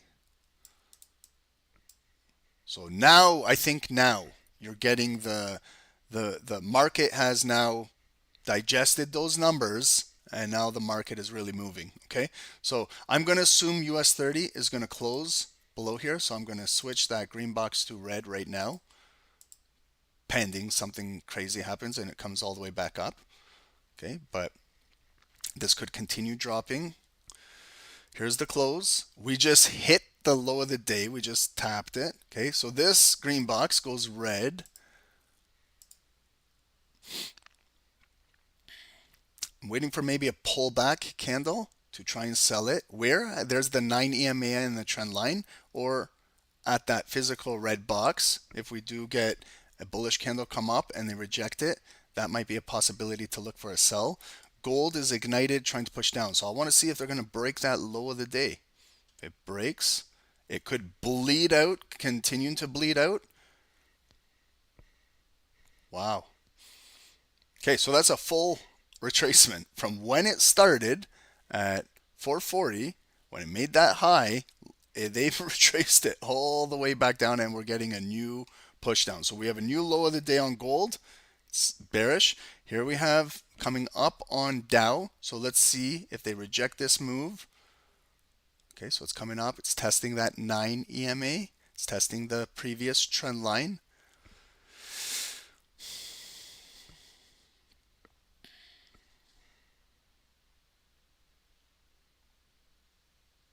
And then I'm just, if for buys on gold, you see here where it was a little demand zone on those 5 minutes right there. So if I stretch that right there, it's lined up perfectly with where the ignited bar started right now. So if we're looking for buys, if you're looking for buys, I would look above this red box.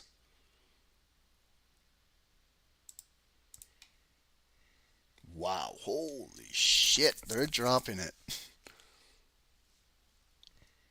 Whoa, my goodness. Okay. Okay, so what we got to do is start looking in last time the 5 minutes. Okay, here's where it produced that kind of double bottom right there, 3,064. I'm going to place a line right here. And there was a neckline like right here at 73. Sorry guys, I'm just looking back. Last time we traded inside here was April 3rd at Wall Street.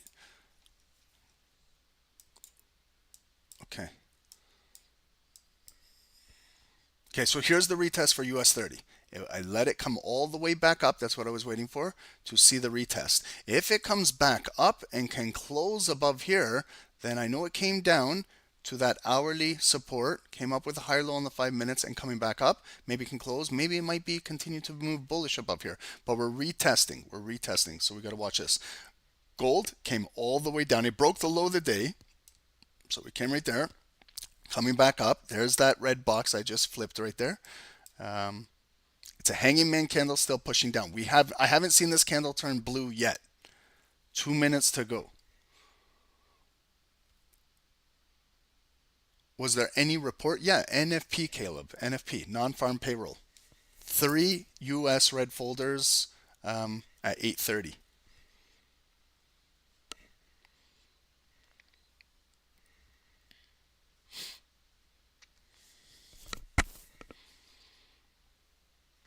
Okay, there's official. The candle flipped blue. Okay, so it came down. That's what we gotta acknowledge. Is that all liquidity that it picked up, and can it close above here? And then any pullbacks, purple line. We're gonna use a purple line for reference. Okay, so US 30 got rejected, got a wick rejecting it.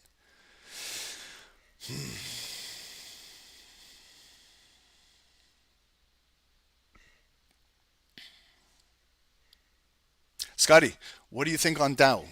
Looking for buys above here, or are you going to go short on the Dow?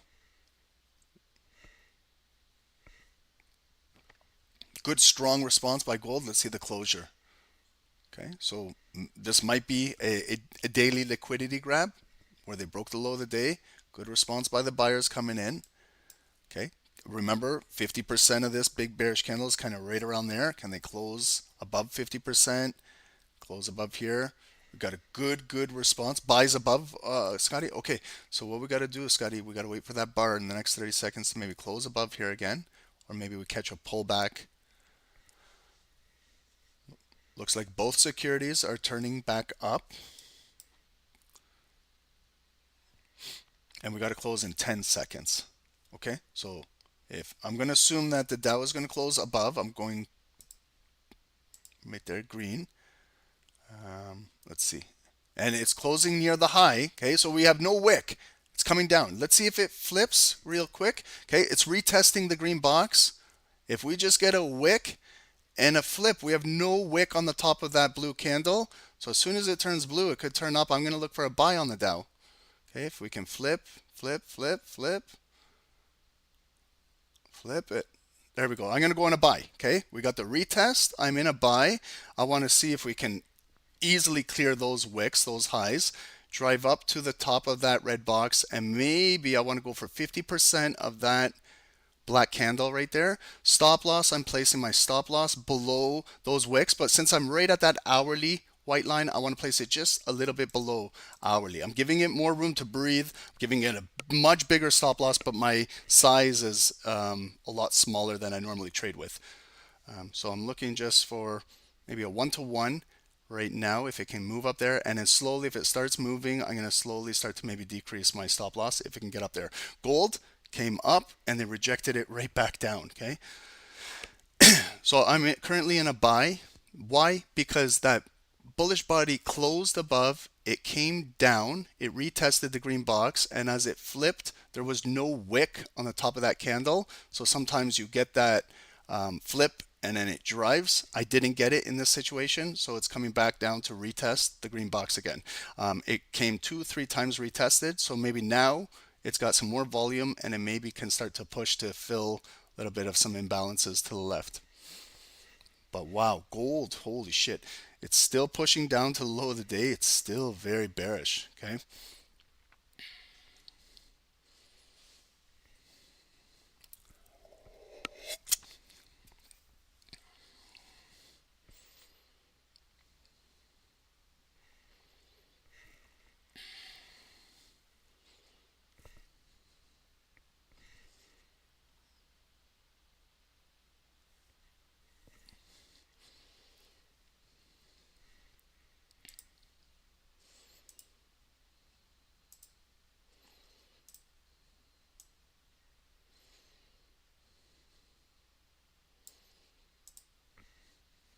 Okay, so if we get volume, gold volume closing below that low of the day, this thing could continue to push down further.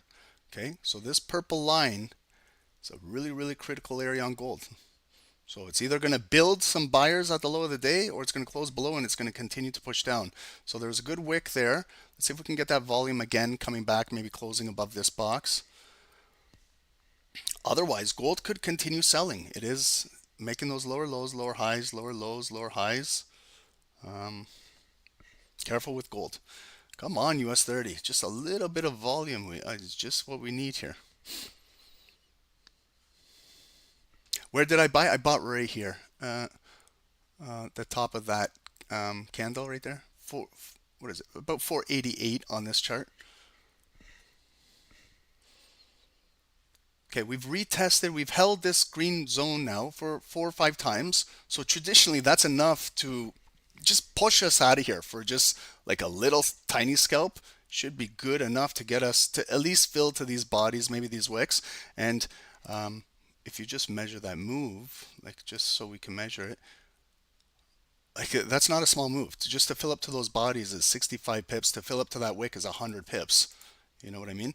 Like, because the volume is big, but they're really holding it down still right there. So maybe they got to come back down and pick up some more buyers down in here.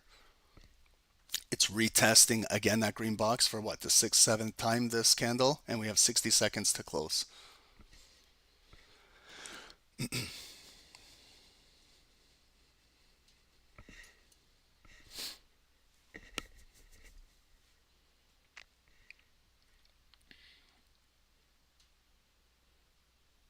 would be nice if we can close blue. Like if they can bring it up near the close with 30 seconds to go and close it blue above here, because we know I've calculated in my head it retested 7 times that green box. So that's 7 times it came down there and got a wick.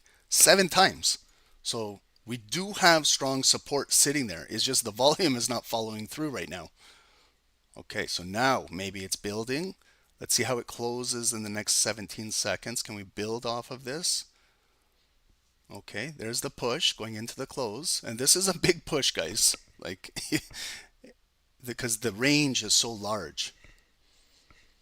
Okay, here's the close. Close. Okay, small wick. We got a blue candle. Really quickly, like 50% of that blue candle. If we can hold that volume right there, right there, right there, right there. Grab a wick, grab a wick. Right there. No, we didn't get it. Okay, so it's coming back down. Let's see if we can catch. Oh shit. Okay, so there is a lot of volatility now. So they're retesting the green zone again. You see, guys, how it can get very volatile. Okay, but I see equal low wicks at the 9 EMA in the green box. So if we can flip this back up, then it has that potential to really go long.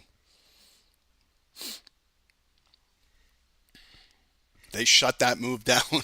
They shut it down hard. Okay, we got what we wanted on the close of that candle, but this one just opened. They released some bearish volume. To be honest, you took 80 pips out in Rand, Craig. I understand. I know it's a big range. I should have done it too, but I want to see if it can really go long here. There's a wick. That's a nice wick we got in there. If we flip this bearish body, holy shit, guys, US 30 could really run. Like if we flip this body, we're still holding our green zone. Okay, so they picked up that depth of market there. If we can flip this shit, Scotty, we're going to be eating steak tonight and we're going to be smoking some BC Big Buds. If we can flip this body, it's tough, guys. It's tough. Gold closed below, retesting, and still below, so it's still bearish. Oh, flip, baby, flip, flip, flip, flip, so we can eat steak and we can get some BC Big Buds. Let's go. Flip that shit. Flip that shit. Flip and drive. Pop it. don't keep pushing this thing down. Flip. There's the fill that wick and pop. Come on. We do this on a daily basis. Don't hold now. Oh, they're teasing us. The market makers are on to the snipers. Flip. Hurry up. Ron needs BC Big Buds and steak and lobster tonight. Let's go. Flip. Okay, we got a hammer candle. We need to at least fill up to these bodies to 550. Come on, don't let us down. Okay, we fill to the bodies. Let's get our wick fills now. There we go. There we go. Okay, so that's 90. If I get to 100 pips is right there to fill. I'm going to a break even on 100 pips. Fuck, I'm getting too greedy here. I'm getting too greedy. I think Ron is getting greedy. Guys, sorry I'm not paying attention to gold right now. I just really got to watch this because there's 2 minutes to go. If we can get volume to close above these bodies, we can build off of that. Okay, because we didn't produce a higher high. Okay, so they're pushing it down. I kind of don't want to lose this bullish volume we have. So we got 90 seconds to go. Just want to kind of trade right back to our high, fill these wicks. Then I can take my stop loss and go to break even, knowing I'm up 100 pips. Took a little off. Guys, yeah, don't listen to me. You guys do your thing. You guys eat if you got to eat, right? Do your thing. Scale out a little bit if you have to, okay? It's okay to take profits because it's hard for me because I'm looking for a bigger move for YouTube and for everyone to have some fun. But this is like if you're up 50, 60, 70, 80, 90 pips, you hit your daily goal. Like don't be silly. Okay, here's the close in less than a minute. And if we can clear that top wick, the top wick, this guy right here, if we can clear 39,596, 600, but there's a lot of resistance up here. I hate to put a red box up here, but we're trading in a red box. You know, as much as I hate to do this shit because I'm in a buy, I want to make it visual for everyone to see what's going on. Like that's what we're trading into. You know, we haven't broke through that supply yet. Right there. Okay, so here's the close. How are we going to close? A bullish pin bar, a bullish spin top. Will it be a traditional spin top? Will it close a little higher? Okay, so here's the close. Gold is still bearish. You can see it's bearish. Don't be looking for buys on gold yet. Okay, so we closed as a spin top. That's probably that's a relatively like a shitty close considering what type of volume we had in that and that big grab that we had down there. So, and we didn't even make a new high. So now we got a bearish ignited candle. It's going to tend to come back down, but we got to see if we can hold some higher lows. Okay, so this is building. We're consolidating now. Let's see if we can build a bull flag right underneath the supply zone. It might come all the way back down. There's your 9 EMA, and it might come back to our green box, and it might come back to the trend line. Okay, so welcome to the wild world of trading. This is how it is if you want to hold trades for bigger rewards. You got to go through this shit, you know. That's why a lot of scalpers don't like to go through this. They like to grab their 30, 40, 50, 90 pip and dip out of the market.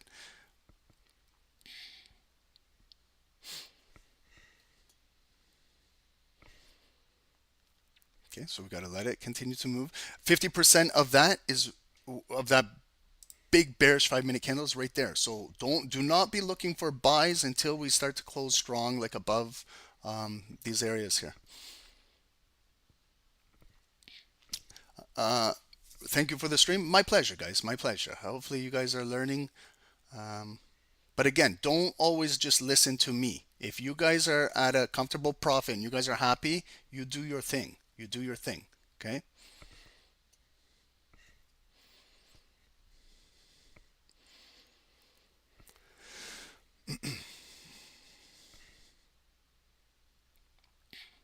Okay, so we got a nice retest. It is technically a higher low. You know, when we're studying price action, we're studying bar by bar, we're studying the candlesticks. It is still technically trending up, but we do have this resistance above us. We tried 1 time, 2 times, 3 times to break through here, and that resistance is still there.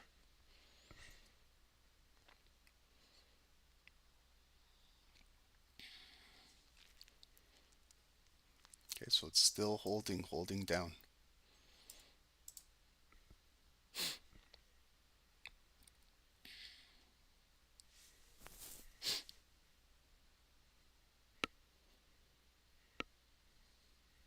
And gold is coming back up. Let's see if we can close above 50% of that. Maybe if we can get volume back above the previous low of the day, then it looks like they just came down. They created a new low, but they gobbled up that volume and maybe come back and close above there. And then that could be the start of maybe a bullish opportunity, but still bearish, making lower lows, lower highs. That's another lower high. So be careful if you're looking for buys on gold. If you're still in your sells, trail your profits behind, and Dow is being stubborn over here.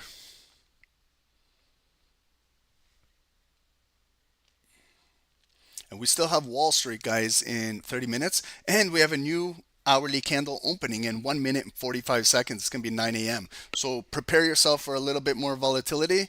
You know, this is your captain speaking. This is your pilot speaking, guys. We're going to put your seatbelts on. There's going to be a little bit of turbulence. Okay? So just like when you're in a plane, I'm warning you guys, there's going to be a little bit of turbulence coming. Strap up, put your seatbelts on, and get ready, because this hourly candle is the start of Wall Street. It's going to bring in some heavy volume. You know, and this is where shit gets real. Like, they can come down all the way back down. You can see gold maybe push up, and maybe they're going to hunt for stop losses down here, because it's not just me buying. There's a lot of people buying Dow right now. Traditional stops are right below this green box, so they might come down, trigger those stops, and then maybe go back up.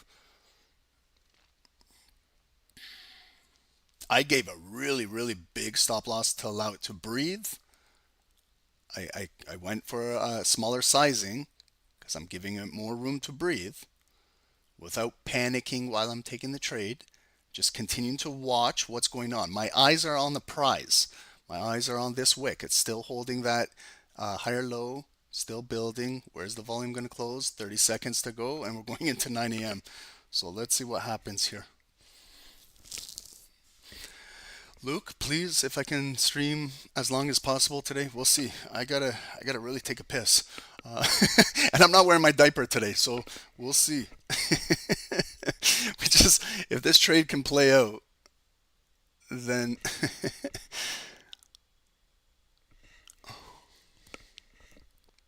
okay. We flipped blue, bullish ignited candle. Drive.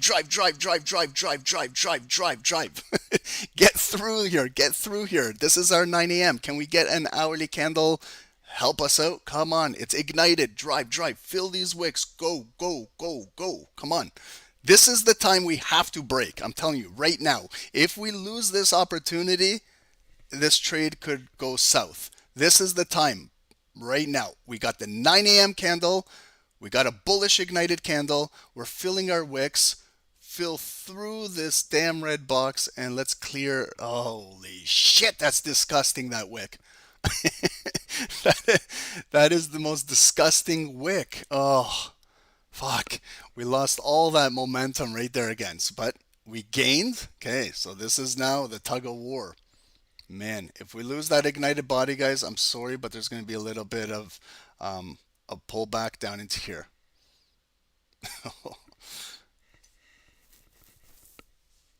You see, guys, like I'm getting real greedy. Okay, I'm telling you the honest truth. I'm getting greedy.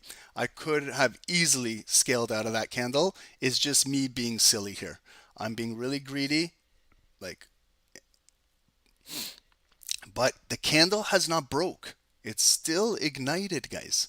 So it's still filling, it's still filling. Am I going to get greedy for a third time by not accepting any profit up here? But this might be the one where they gathered more volume and now they can potentially break through here. Come on. I just want to break through here so I can go to a break even. And then we have a lot of clearance we can get through here. Holy wow. And gold is coming back up. Okay, so gold is approaching back up to that purple line. Keep an eye on gold. This might be a morning star reversal pattern. You got your big bearish candle, you got your inside star, and you got a bullish. If this is a bullish engulfing candle closing above the purple line, and this could be the start hope of a bullish move for gold. Okay, that's what a morning star pattern develops like. That's what it looks like. Okay, I'm going to break even now.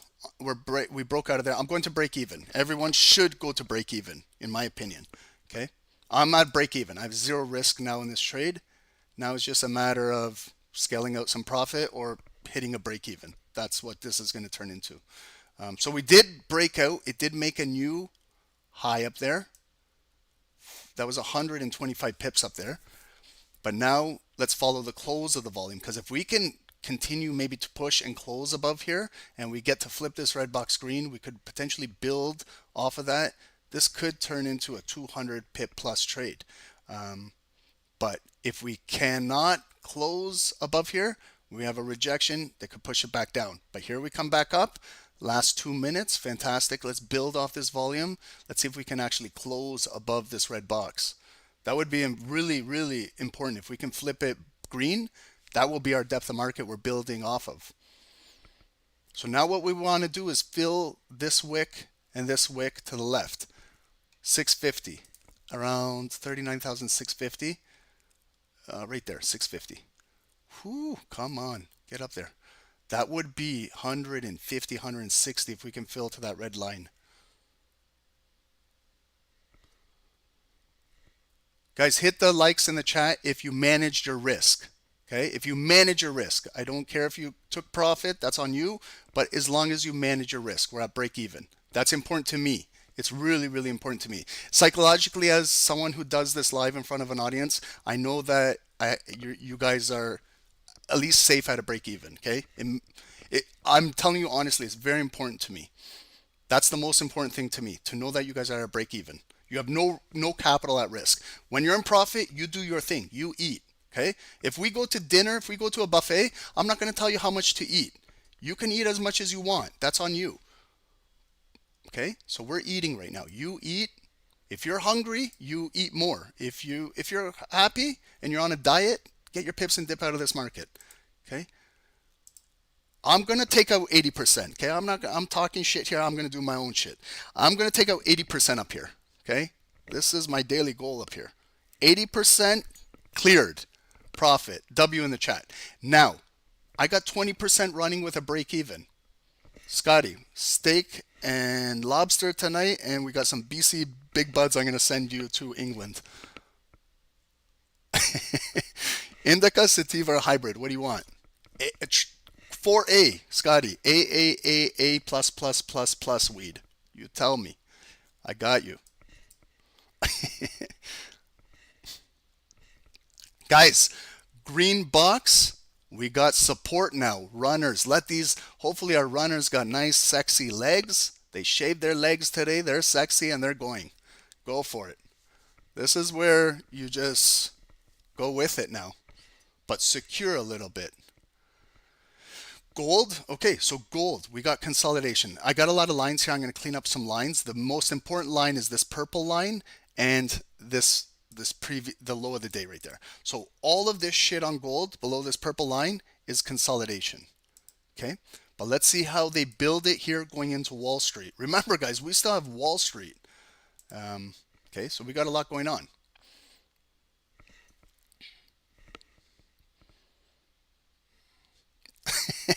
Boom, you spat your tea all over the keyboard. The sexy legs. As long as they're shaved legs. Female's legs. Okay, we don't want to have hairy female legs here. We want nice, clean shaved runners.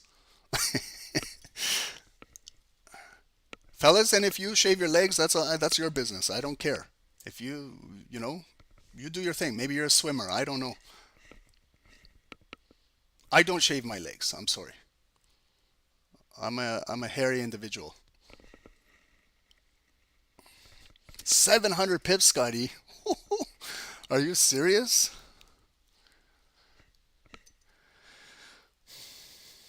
Wow. Oh, man. Okay, guys. So with a runner, I'm not like as invested when I have a runner. I let it do its thing without, but the majority was, guys, when it came up to 150 pips, I closed out 80% of the trade. Like, come on, 150 pips. We have to close a little bit. We can't get too greedy.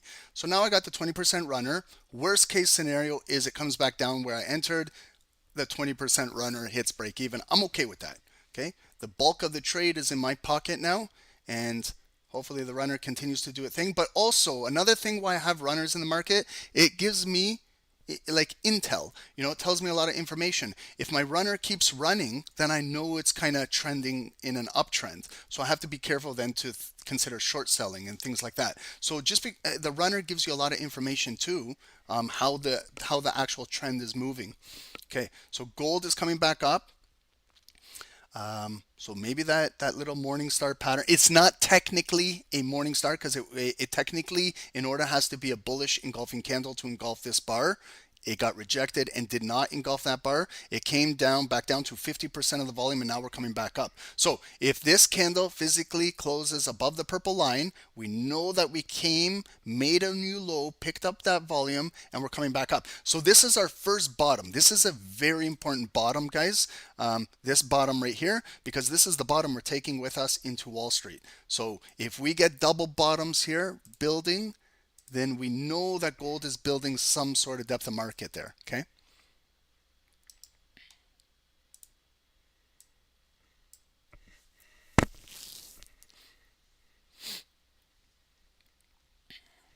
Scotty, that's fantastic. You secured 450 pips. If your runners hit, then I get 700. That's amazing, man. Guys, shout outs to Scotty and all snipers, but Scotty is a Dow Jones beast over here.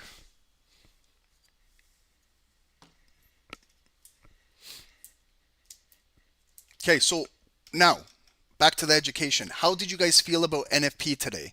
Did you guys feel going back to NFP 830? So what do you guys think? Was it crazy volatile? Did you guys do okay? Were you guys confident that you guys could trade it? I was, if you ask me personally, I thought there would be I thought there would be more like more craziness, more liquidity grabs, crazy candles. That was my bias going into this with everything that's going around with these job numbers coming out. I didn't expect it to be so calm. Wait until New York? Yeah, maybe maybe this is the calm before the big storm, but Jaytendra, this was your best NFP ever? Amazing. So learn from it. After today's NFP session, go back and learn from it. Learn what you did well. Learn what you mistakes made, and that's how we learn on a daily basis. Okay, so let's go back here. US 30, remember this was that red zone that we had to break out of, and as soon as we broke out of it, I took my stop loss, went to break even, and I secured 80% up there. Now we got rejected and it's coming back down. So we're trading back in the green box now. Now we're going to see if the green box is going to develop as a buyer's depth of market. So if we can continue coming here and get a wick and build and close above here, then we know our green box is still holding and maybe we can continue to push a little higher. However, if the selling pressure closes below this box, I got to make the box red again, and then it might come back down to where I entered the market, and then I lose my 20% runner. Okay, so gold, nice retest. This is the move up. Okay, so if you're buying gold right now, I didn't. I missed out. I'll be honest. The body closed above. It retested. That would have been a nice opportunity to take a buy, but it could run. So what I'm looking at is maybe a pullback. That's why I figured out where there was the one bottom. Second bottom, I extend it into the future.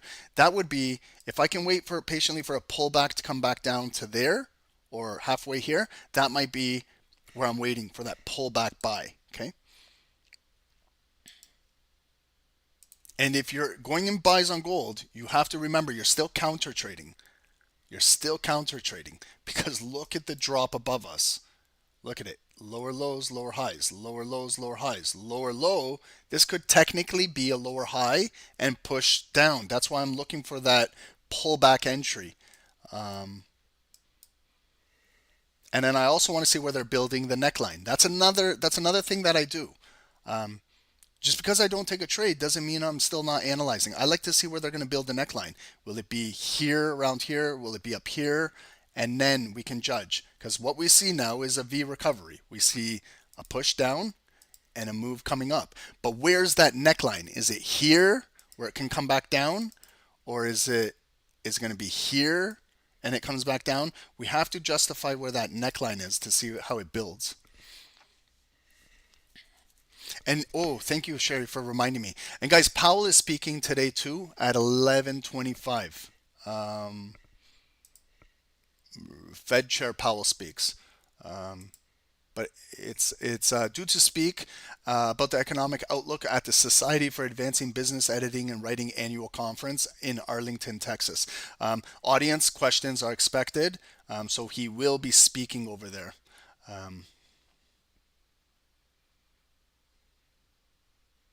Okay, so just be careful. It's red folder, 11:30 later today.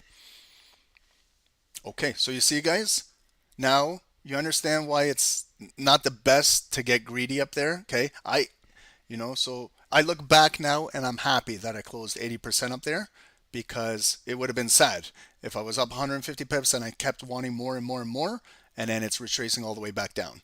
Okay, sometimes with 20 pips I can do that, but not when you got 150 pip profitable trade. You got to be responsible. Okay, so I hope we all learned that we did something well, because now you're probably going to watch maybe my runner get tapped out now. Okay, but I'm okay with that because I still secured 80% at the high. So that's what runners are for. This is the exact reason why we have runners in the market. Okay, and if it closes below this green box, again, we just got to go through the motions. Then it turns back into a red box. That's as high as Dow got. Maybe Wall Street market open in the next 15 minutes might change that, okay? But right now it's retracing back down.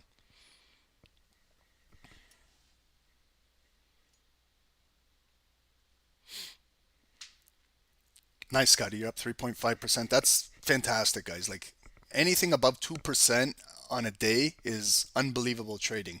Unbelievable. Like if some of you guys were 7.7%, like those are crazy numbers. Those are like weekly, 2 weeks worth of profit. So you guys are doing above average, like exceptional trading, guys. Just continue doing what you're doing and learn from it. Okay, so my runners right now going to potentially get stopped out.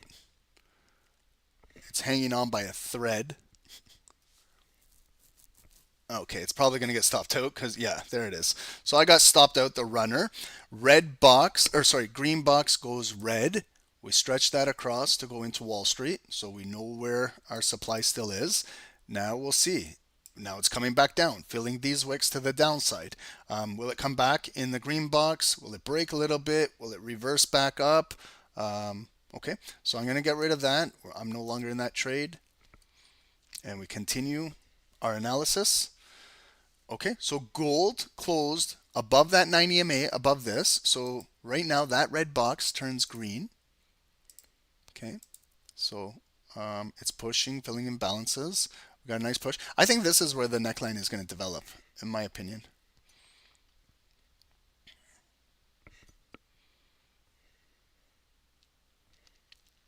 Okay, is anyone in a buy on gold on these 5 bars coming up? Did anybody buy this bottom down here? If you are, holy shit, 3,070 and we're at 86, 87.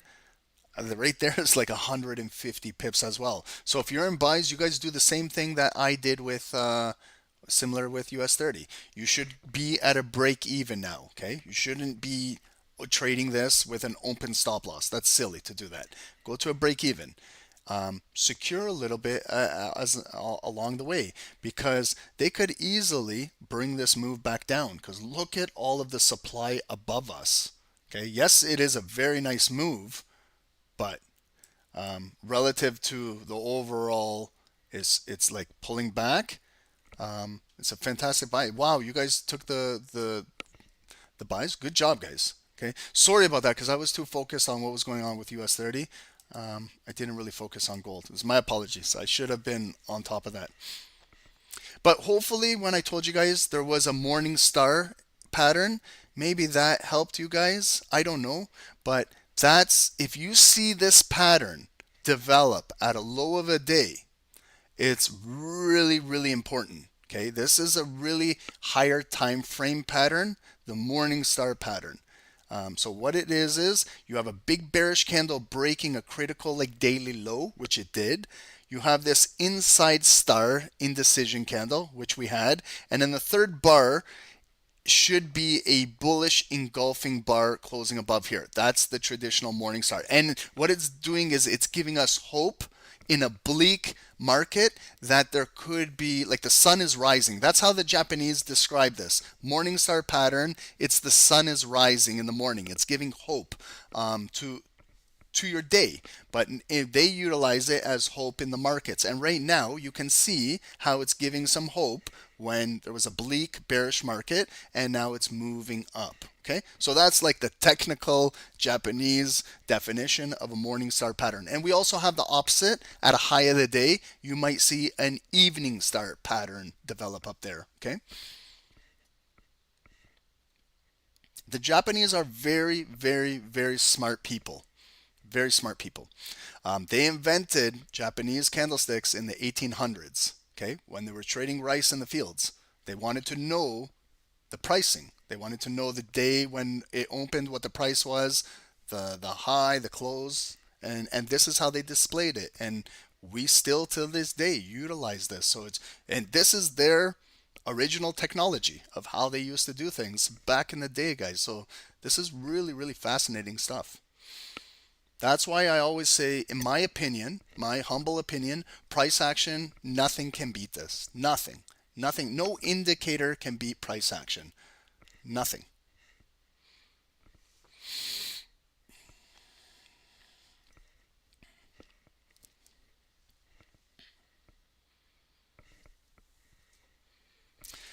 Barney, you also get history lessons at SST. History is a big part of trading. There's a lot, if the overall history of trading, there's a lot to learn.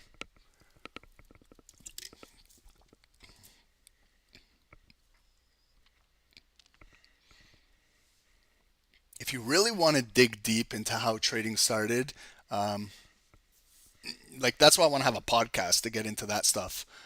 That's where we can focus on that and have a conversation about that. But trading has existed from day one, barter system and all of that. So it's good, guys. You guys are learning a skill that you utilize in your everyday life, you know? So it's good. They don't teach us this in schools. They don't teach, government won't teach us this. You and I have to learn this ourselves. And I'm happy that you guys are learning this. And hopefully it can change your life. There's a, it definitely can, but you got to do it with the right approach. Okay. Forget the get rich quick. That shit is all played out. There's no get rich quick in this. How can you get rich quick when we waited 2 fucking hours to take a trade? That's not, you know, like you gotta literally wait. You gotta wait to get paid. So, you know, waiting is not, you're not gonna get rich quick. It's impossible. Unless you go full out tilt reckless. Yes. You open up an account and you go full Lambo sizing on every trade. Maybe, yeah, you do get lucky and you get rich quick. But that's not ideal. You can't sustain that in the long run. If everyone can understand that trading is a long game, like once you learn this, are you going to stop doing this? Are you going to, once you, like, you're confident with what you're doing and you're making 1 or 2% per day and you know exactly what you're looking at and you're coming in the markets and you're using the market like your own ATM bank machine in your house, are you going to stop doing this? Probably not. So you can do this the rest of your life, even if you're retired. You can still come in here and make some money for your retirement. Even if your kids are going to university, you can come in here, build some money for them. And if you got to go shopping, grocery shop, you come in the markets and you trade and you make a little bit, and you can do this the rest of your life when you learn this. Trading is a long game, long, because I haven't even got into the investment part of it. I haven't even spoke really about earning dividends from securities. So there's so much in this world to learn. It's not just scalping. You'll be trading, Sherry, when you're 80. God bless. I'll be trading with you, alongside you. We'll be trading together. Like, I don't think I'll ever stop trading. My wife said to me yesterday, she kind of hinted this new perfume, Goddess. I'm like, okay, let me check this out. What's she talking about now? So when she hints something like that, I've been married 18 years. I know her clues. So she gave me a tell. So I'm like, okay. I researched it. It's $200 bottle of perfume. So I'm like, okay. I got to get into the markets. I got to get my standard lot, and I got to look for 20 pips. And look for 20 pips of the standard lot. I make my $200. I go buy her the perfume, and I give it to her. Didn't no big effort in my part. Just I had to get into the markets, look for an appropriate trade, and that's what I do, guys. I use trading for like my everyday life. For if I got to go today and fill up the car with gas, $100, I'll look for 10, 20, 30 pips, make a nice trade, go pay for gas. Psychologically, it's a different mindset. When you know you can come in the markets and pay whatever you got to pay every single day, it's fun that way. You're going to see, guys, once you get in the habit of this, you're going to take your family and your friends out for dinner. You're going to say, come on, let's go. It's on me. Because you came in the market and you scalped a little bit, you made $200, you can take your whole family out for dinner, and it's on you. You got the bill, you got the tab. It's on you. People are going to say, oh shit, this man balling. No, you want to give back. You want to give back. You're proud of what you do. Teach people then. Get in the conversation about trading. Like you guys are the future of trading. Get the word out there. Dave and I are trying as much as we can, but we're getting old here. You guys are the future. But doing it the proper way. Okay, so we're 5 minutes away, 6 minutes away from Wall Street. So let's rewind and see what's happening. Okay, so we had that full retracement on US 30 back down to that white line. That white line is hourly support in our green box. The buyers are there. They came right back up. Okay, so we're going to see, are we going to get a push to the upside with Wall Street market open, or is it going to continue to break down here? Gold, we're at our neckline, you see? So it was this red box that is our neckline. So we came down, we retraced back up, and now you see how it's consolidating. So this is our neckline.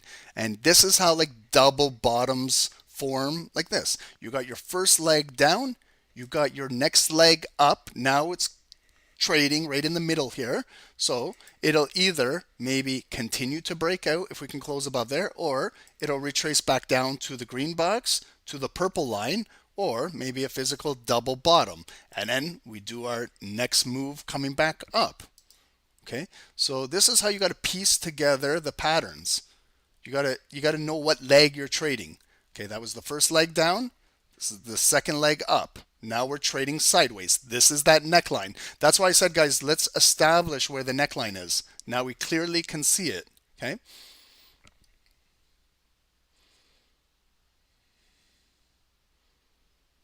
Luke, I agree with you 100%. The number one attribute for successful traders, patience. Yes, hopefully some of you guys are now starting to realize this. And it might take you guys months or years to finally figure out patience and discipline and risk management is everything you need in trading. Along with some other skills, day-to-day skills you're going to learn, some technicals, but I'm the first one to say I'm a big believer in technicals and price action, but I know that that's not the end game. It's not just knowing about a candlestick. There's so many multiple layers in trading that you have to perfect. You got to know your fundamentals, your economics, your macro, your micros. You got to know your technicals. You got to know how to deal with the emotions. Remember that emotional trade we took, that US 30? That was an emotional roller coaster. How do you deal with those highs, those lows, those highs, those lows, drawdown, profit, stop loss, all that. You got to know how to deal with it. It's not easy. What country are we in? We're in the beautiful country of Canada. We love America, but we're not going to be your 51st state. I'm sorry. Sorry to say that, Donald Trump. You have a lot of patriotic Canadians over here. We're proud Canadians. We love our Americans, but we want our own sovereignty. And we're okay. We're okay here in Canada. How about if I said, why doesn't America become our next province? You guys wouldn't like that. You guys would be like, this guy's out to lunch.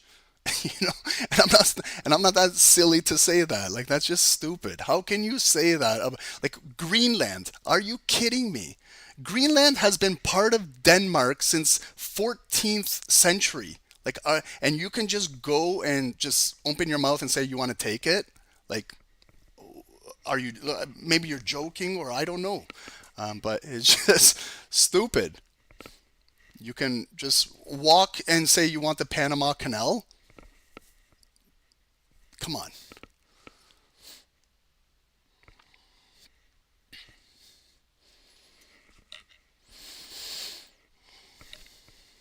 And Canadians, one thing I'll mention to you Americans, we are your allies. We are your neighbors. We are your friends. Always. We've always had your back in all of the wars. We've came behind you and we've supported you. Go look at Normandy. If you go to the gravesite there, you're going to see Canadian soldiers, you're going to see British soldiers, you're going to see American soldiers, all in the graveyards together.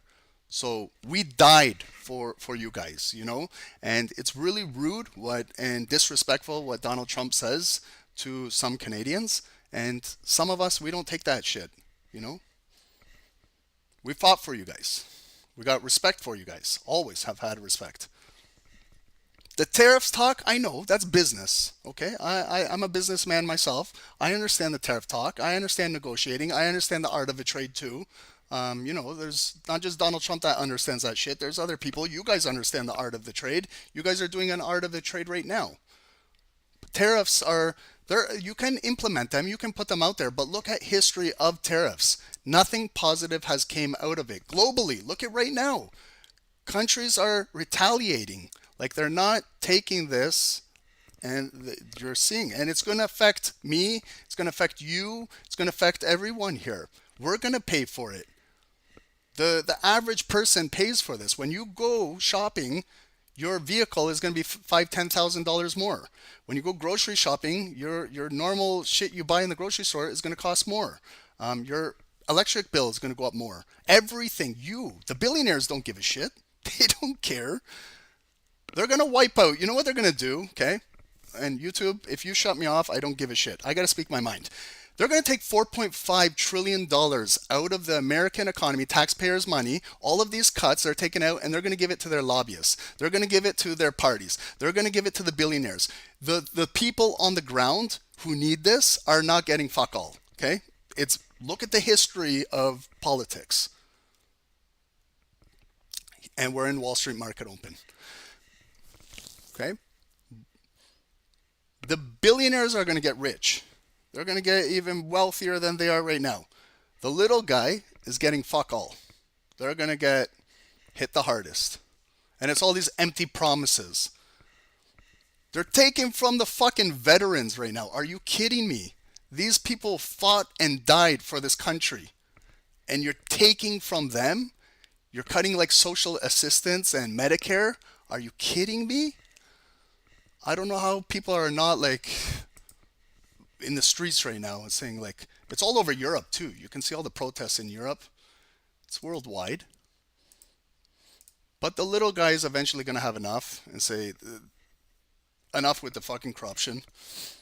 I'm very passionate about this. I hate to see this. I'm sorry.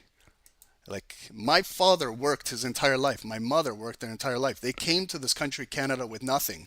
With nothing. You know when you say $10 in a suitcase from a foreign country and they don't know English, they don't know. My dad, like, grade 3 dropout and to work on the farm and come here when he was 19 years old, right out of military, and do something here.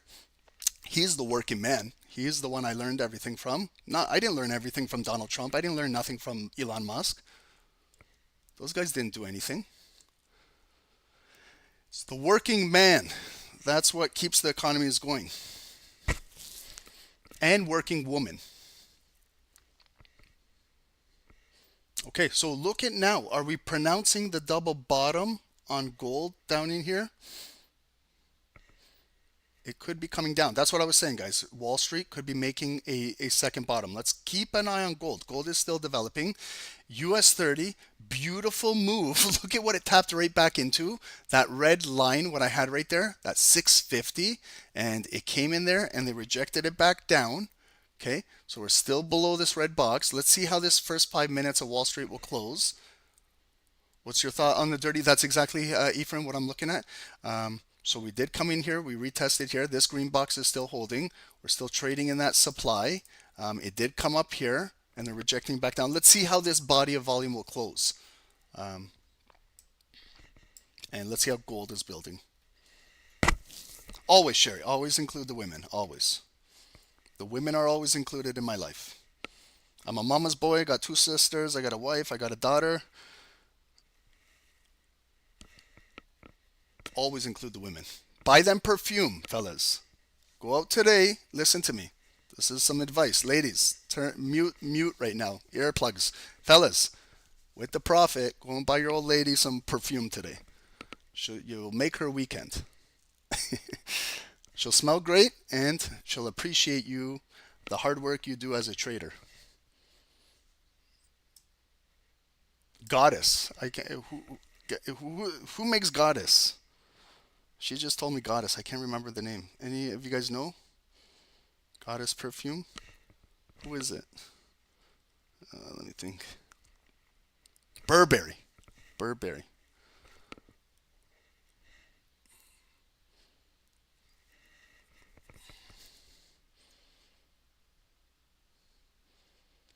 And B, sometimes companies take advantage also like insurance. Yeah, we've seen that. Did you see what happened with United Health Insurance with Luigi and the CEO? Like, some people are going to get fed up with the system.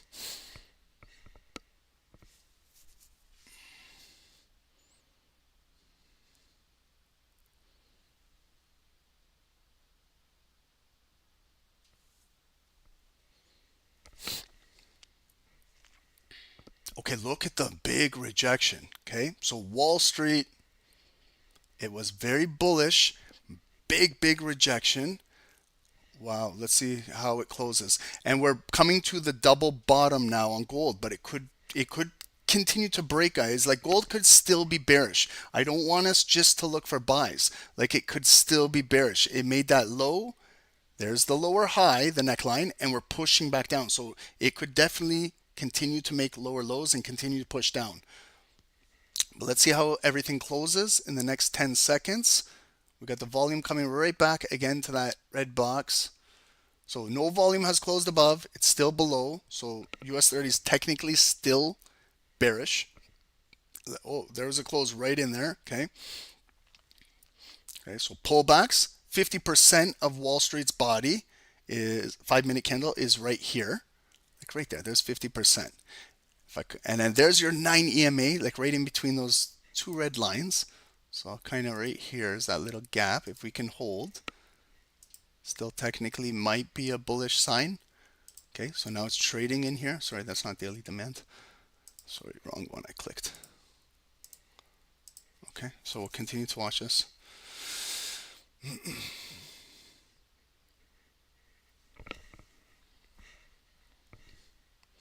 Okay, so it's very bearish. Look how it cut right through that green box and still coming down. Gold is still bearish, guys. So we be careful looking for buys. The market is still bearish. It's still pushing down.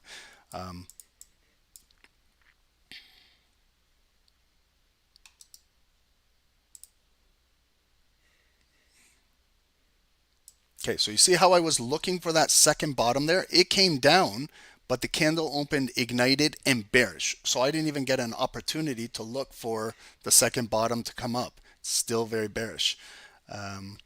And we have a really bearish engulfing candle coming down. So if US 30 closes below here, we could have a really continued drop. There it looks like a double top liquidity grabs up here and we're pushing down. So if you look like a funky M pattern, if you look at this leg up, there's the one leg up.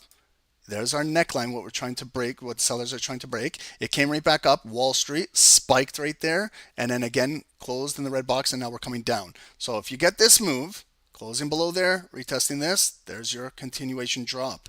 This candle is going to close in 3 minutes. Let's see if they go for an impulse break to take out this low or if it kind of holds in this green zone. And it's approaching that hourly white line of support. So we got a lot going on in Wall Street right now, but we're still kind of deciphering what's going on still. Okay, so maybe gold will be a liquidity grab coming down, coming back up. If it closes green above our suggested double bottom, then I know it came down here momentarily, picked up the pending orders, and if it closes above here, that could be the start of that next bullish leg for gold. But we got to wait for the body to close.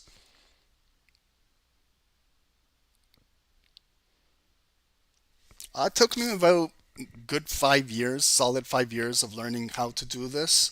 I started very young, started trading at 18. I wasn't I didn't understand what I was doing until about 23 years old. So I'm going to say the first 5 years. But the first 5 years were 3 years were reckless trading. I was just putting $10,000 in the markets, trading with no risk management, the get rich quick theme, and didn't understand what I know now. I didn't know too much about like the engineering of the market makers and how they do that. But it took me about 3 to 5 years to learn consistently how to do this. So maybe longer than others, maybe shorter than others. I don't know, but that's personally how long it took me.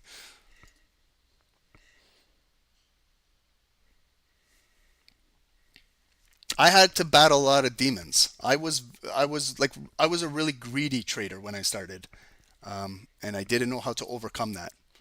I was doing a lot of revenge trading when I was losing a trade. I was blaming the markets, all of those things. I wasn't doing it in a very mature way, and I lost a lot of money. Okay, so look, we got nice liquidity. Let's see where we'll close. Maybe we can build off of this. 60 seconds to go. Same with US 30. It broke down there, but it's coming right back up. So I like gold right now. Um, How did I overcome it, Monk? That's your main problem now. I just got sick of losing money, bro. I couldn't lose anymore. That's all I had so I stopped trading for 6 months like with money, and I just went and watched the charts. I went like right now, if I'm not in a trade, I'm just physically looking, learning from clues, hypothetically speaking, if I bought here or if I bought there, like doing trading like that. And that's what I did for 6 months straight. And then I learned so much in those 6 months. And I did all sessions. I dabbled with London. I dabbled with Asian sessions. I dabbled with Wall Street. I dabbled with Power Hour. I learned the different times of the day, how different securities move. I was trading all types of securities at that time. Now I'm really focused on just US 30, trading that all day. So I learn its behavior now. I never used to do those things back in the day. I was always jumping from security to security. One day gold, I do bad on it. Next day Nasdaq, do bad on it. Go back to US 30, didn't know what I was doing there. Go to GBP USD, didn't know what I was doing there, and I was all over the place. Had no structure in my trading, is what I'm trying to say. Nothing. Guys, we got a good bullish ignited candle. I'd like to buy this right now, but I'm trying to be waiting for a pullback here. But this is a beautiful double bottom with the liquidity grab. Came down there. There's our neckline. There's, you see where the volume closed at the green box. So this is the start of its next leg up. And we do have the liquidity inducement down here. They induced the liquidity. There's that very, very expensive word, inducement. Monk, you've started to journal this year? Perfect. Yeah, that's another thing. I never used to journal. I didn't even know what a journal was when I started trading. I never took that serious.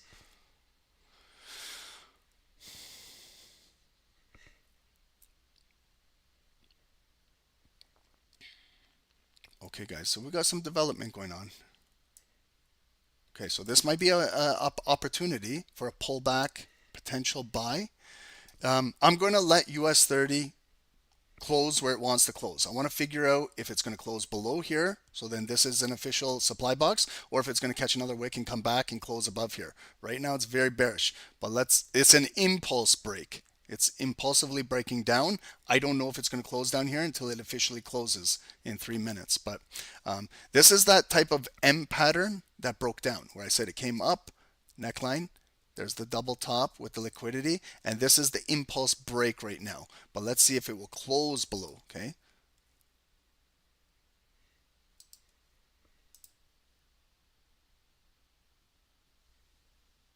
Mohammed, 70 pips for the day secured. Congratulations. Have a nice day.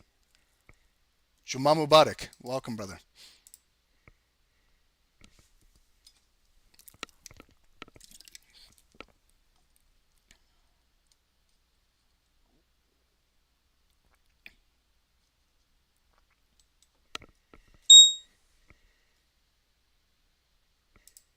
Okay, so very, very bearish on US 30, guys. So you see, looking back, that's why I left 20% running with a break even. Had I not done that, then It's coming after my stop loss. That was an unnecessary loss if you took it. It was when it started moving on this candle when we were breaking out. That's when you take your stop loss to break even. No questions. Your capital is the most important thing in these markets. You have to protect it at all costs.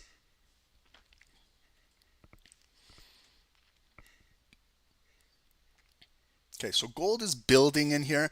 What do you guys think? Do you guys think we should take maybe a feeler buy in here, or should we wait for a better signal? What do you guys think? We have the development of the second bottom with a liquidity grab, and we have this inside bar candle. Wait it out, Barney. Are we going to wait for to see more of a closure above here? Build off of this? Yeah. Do we have some news coming up? What do we got?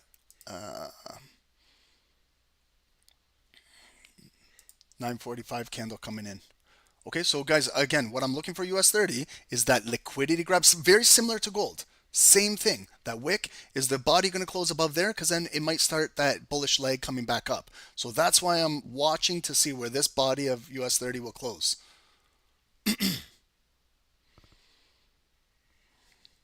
Okay.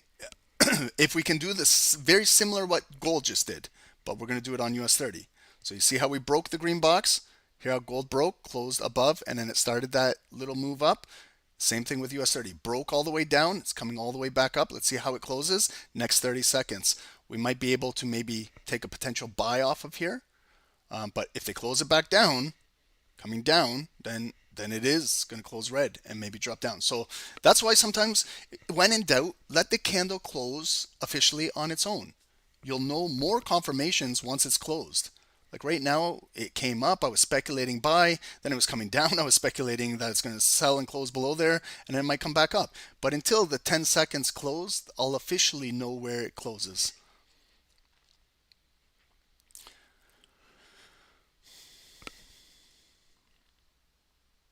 Okay, so close below, green to red. This is a retest. We might be looking to sell below here. Okay, get ready, guys. This might be bearish momentum. It's blue coming up. There's the rejection. Let's see if it breaks the low. Okay, I'm going to sell. See how far down it can fill the wick. My stop loss, I'm going to place it above that red box, and I'm looking to maybe fill the wick. And when it fills the wick, if it does, I determine what I'm going to do down there. But we're not there yet, so I got to continue to watch these retests. Did you say 39,300 was a signal? 39,300. Okay, so I got to continue to watch this. And my stop loss is right above this 50% here. It's above that 9 EMA and just above the belly of that bearish candle. Whoops.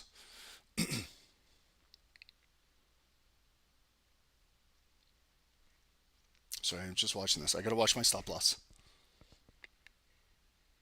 And gold is still consolidating inside here. So just be patient with gold. Let it just continue to consolidate here.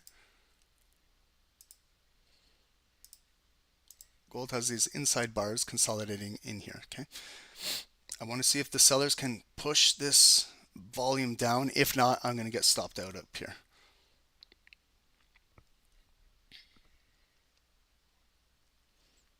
And then these are those kind of trades.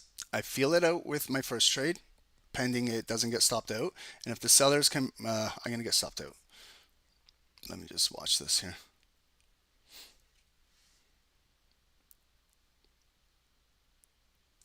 I'm still holding it right now, but it's going to get stopped out very soon. Still holding it. Guys, I'll verbally tell you as soon as I get stopped out.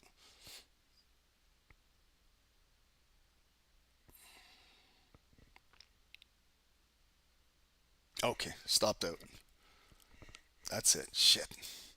Okay, so this is a bullish move. Okay, so I got stopped out.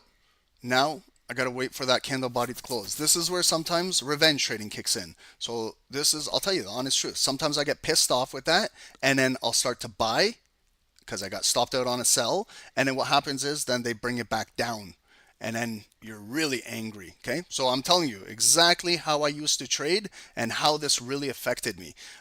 I would go into a sell, and then when it came up, I get stopped out, and I get pissed off, and I double up my buy up here to make back what I just lost on the opposite move. Okay, and then when that happens, then they bring it down, and then I'm in a bigger sizing, and I'm angry now. Okay, guys, I'm just walking through my psychology. This is what really, really affected me when I learned how to trade. How did I overcome it? Is Barney right now is remaining calm. I accept that loss. Okay. And you got to now just continue to go with the volume calmly. Just watch the volume now. Remember, the volume will dictate what's going on. So my bias at that situation where I went bearish was incorrect at that time. But for me to just take a buy up here without the body closing, again, I'm taking another impulse trade and I'm revenge trading, and maybe I upped my sizing to make up for my loss, and then you buy up here recklessly, and then they're bringing it back down where it originally was going down, and then you just play this game with this volume inside here. So how did I overcome that? By now just continuing to wait for the bodies to close, except that I made a mistake there and I got to learn from it. What was my mistake? When it closed below, now I look back at the trade. It came up, it got rejected at the red box and the white line, what I normally look for, and as it was coming down, I took the sell. I was looking for it to come and fill that wick and drop. Maybe I did it too early, okay? Because this is Wall Street volume. So now you see how it came all the way back up, and now they're pushing it back down. So I got to still stay with the volume. I got to still stay with it. So my original gold trade kind of I lost some of that profit, and now I'm like, I consider myself to be break even on the day. Okay, so I had a profitable trade earlier on. I gave it back with this trade, so I'm even right now on today's session. I didn't win, I didn't lose so far. So psychologically, I'm back to break even. You know what I mean? And then I got to continue from here. Knowing I'm break even now, do I want to continue to trade this session? If I do, I can continue to trade, but I got to be a little bit more careful. So that volume closed above here. I go red to, again, same thing. I go through my motions. Whether I make a trade successful or I get stopped out, I got to continue just analyzing. Now I see it's just too congested in here, the volume. So I don't want to deal with this shit inside here. So I'll even get rid of this red box. I know that Dow is not going to just trade in here all day. It might make a move to the upside, or yes, we will technically break down and start dropping down here. But right now, just like gold, how I have it consolidating, right now with US 30, I know it looks like for buying opportunities, but I'm not going to take a buy until it kind of proves to me that it can officially close above, again, this red zone up here. Okay, so I'm happy, guys. Like, I'm okay with taking trades live and accepting losses as long as I can justify why I took that trade. Like, I'm justifying it. The volume closed below, it made a lower low and it closed below. I changed that green zone to red, and I was looking at my white line. Now, my white line has been always my point of interest this entire session.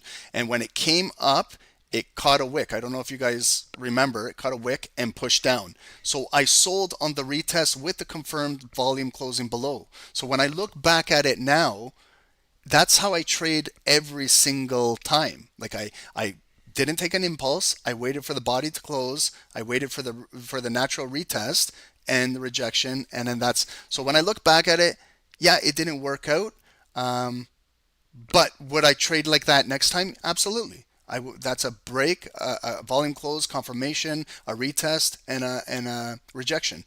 So it just didn't work out in this situation. That's trading, guys. Not every single time you see that setup is going to work out profitably. Okay, you're going to learn that as you get more experience in trading. But the main thing is exactly how do you handle it. You didn't see me break my keyboard. You didn't see me smash my computer.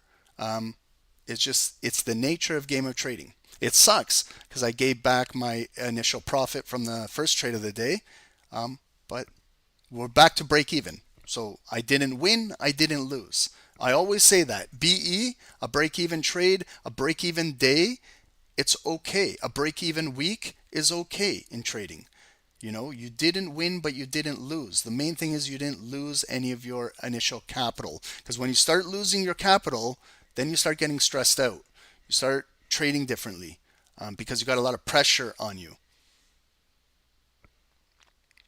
Okay, so I hope that helps, guys. I don't know if a lot of traders actually talk about these things in trading. I have no idea. I don't really watch too much YouTube traders and things like that, but I hope that that does can help someone on the call. I want you to know if you like take a trade too, you wait for a body to close, you get that retest, and you take the trade. Just use proper risk management because sometimes it gets stopped out, and it happens in trading, guys.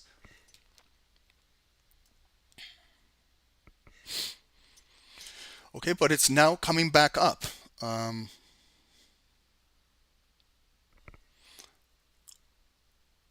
Coming back up, but we need to see an official close because every time I look at that wick, it's a wick, lower high, lower high, lower high. So as much as we're coming back up, it still hasn't produced a new high and to officially close above here.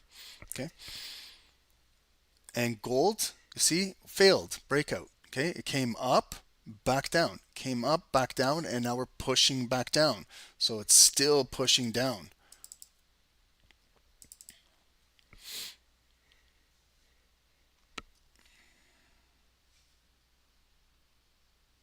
Gold chart looks delayed, Kwaku. I apologize. It might be YouTube has like maybe a 10, 20-second delay. I don't know. For everyone, it's different. I can't help if there's a delay on the YouTube stream.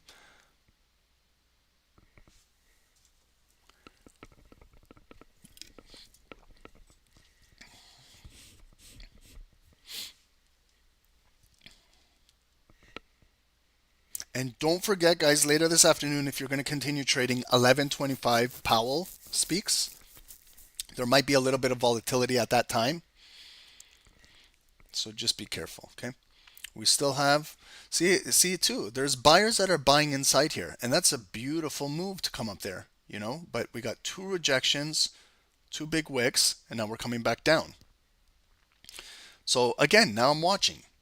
My sell side bias, I always had that sell side bias, but now maybe I need to see more bearish volume close below here, and then I might then again look to take that trade. I see two big rejections.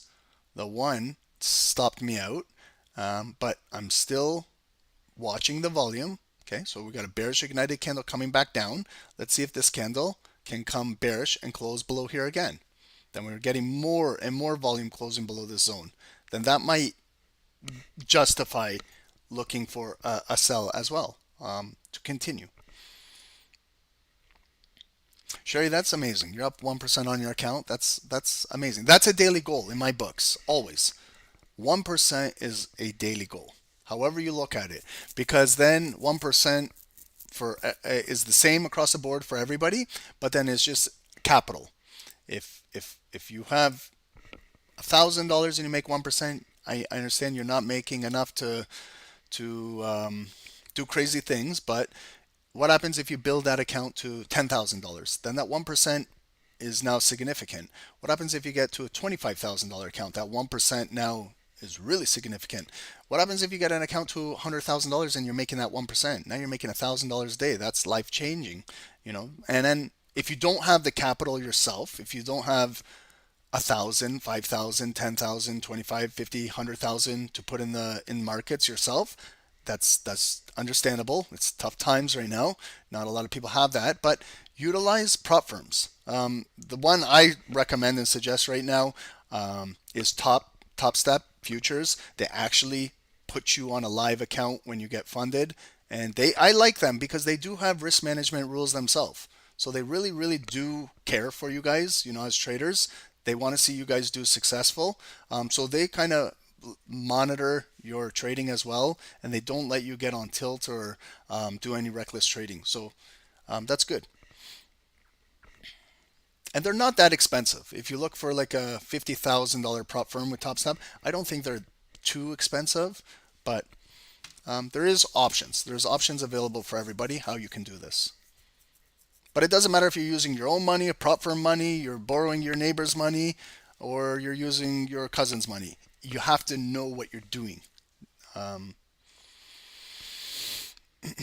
So guys, we're going into 10 a.m. right now. 2 more minutes to go.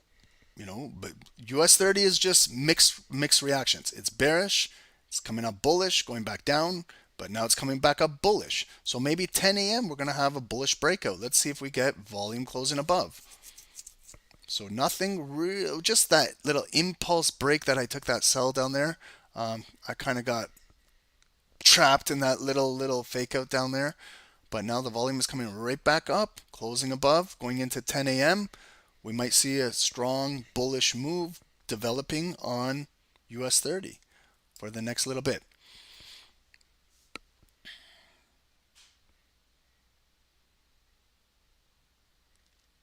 And then if it trades into this larger red zone up here, I can see a little zone within that zone right here. I'm looking at this bearish candle and that wick right there. Stretch that across. So that would be a good target. Like if it trades in there, that's where maybe that majority of that resistance will be, and maybe it'll push it back down if it gets in there. But also don't neglect 50% of this big body candle as well. So this is where I get my scalp levels to know how many pips I'm targeting if I look for buys. So in fact, we did create a new higher high. That's important. Look at those wicks. That wick, it did create the higher high. So that's important for an uptrend. We need to have higher highs in order to make uptrends. Okay, so we did get it there. So now we just got to follow how the volume will close. Will it close back near the high of that wick? Will it close right here above the red zone? Will it close back below here? How will it close? 25 seconds to go, and gold is still bearish, guys. Still. So maybe in 10 a.m. it's coming now into our bigger demand zone in here. Okay, so still bearish. So buying gold are just little pullbacks, nothing really developing. Here's Dow's closing right in the red box. So if it pulls back, 50% of that bullish candle is right there.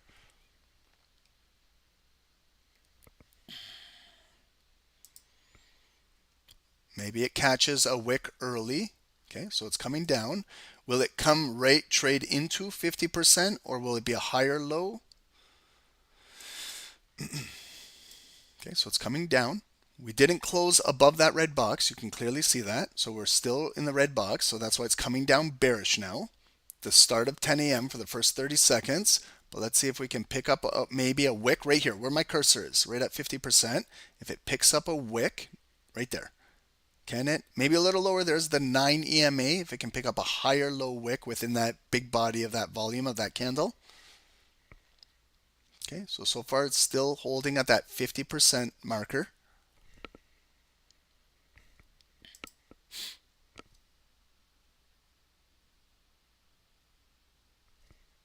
Okay, so you see how it didn't hold 50%. Now it's coming a little lower. Okay, so we got a bearish engulfing candle coming down. Will it engulf completely that volume? No, it came down higher low. I can see the wick. It's trying to make its way back up. Okay, but it's still trading in this consolidated zone. So nothing is really developing yet on Dow. Gold is still pushing down. So it took out that low. I know if you look at this RSI indicator now it's getting approaching 30. Okay, so this is where on the 5 minutes gold is getting oversold. So with that RSI indicator, it's telling us we should be looking for buys, but still bearish volume, still coming down. So we got to see where it just finds some support, like 2 or 3 candlesticks where it can support. I don't want to just buy a candle that just comes in and goes back up and then continues to come back down. So got to wait for that. Still waiting on this Dow. That was really messy this morning.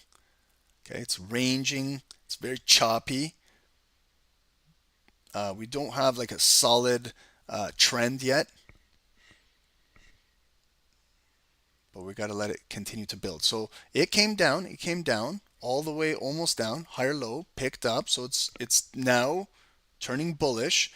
It's halftime now, 2 minutes and 30 seconds. So now we go into the second half of the candle.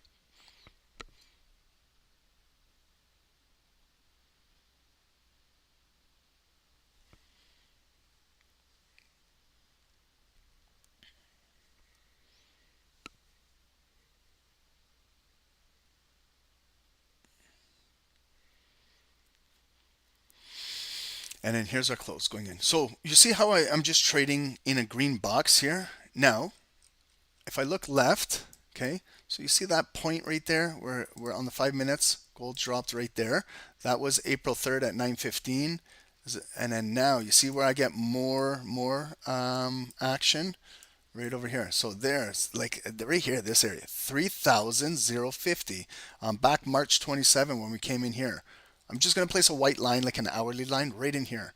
This is the area we should be watching. If it comes down to 3,048, you see how it held support there? That was that big V recovery, but then when it pulled back right there, that's what started the big move on gold. So pay attention to 3,050.48.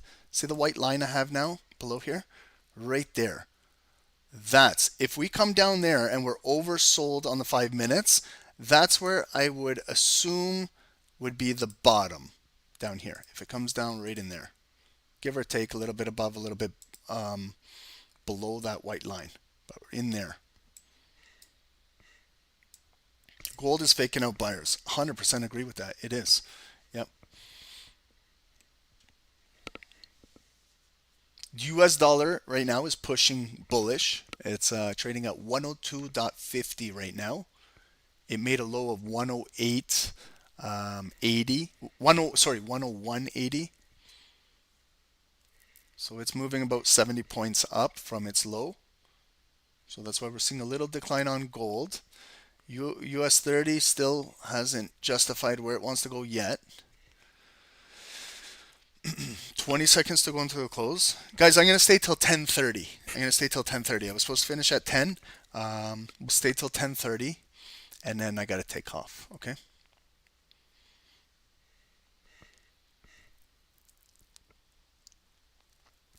Here's the close on both candles. Okay, so it closed below 50% of that volume, okay? But we're just too congested inside here.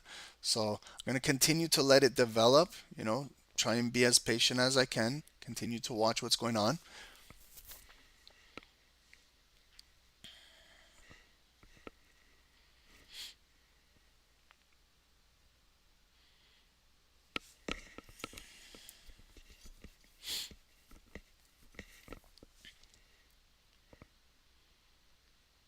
And I'm also watching to see gold, if it will come trade right into here.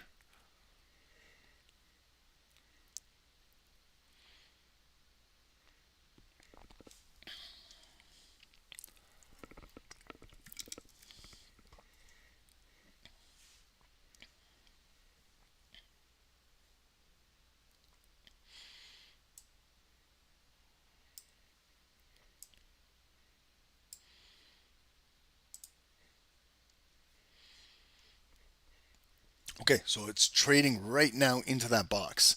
I can go for a potential feeler trade if I like. There's 3 minutes and 45 seconds left to go. It's a very bearish candle. I now want to see if it will cut through here or trade right into it. Okay, so it's coming in. Like what I mean by the RSI indicator, RSI is now down to 25, 26, telling us it's very, very oversold on the 5 minutes.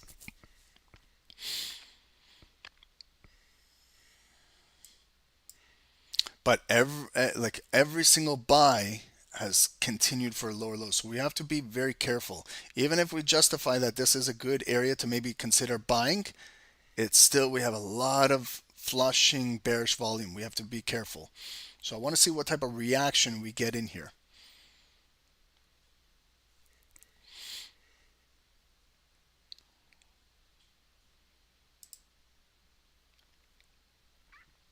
Okay, so we did reject out of here. We did get that right at that white line. Okay, and remember I looked back. I looked back at this, where to get this from. Okay,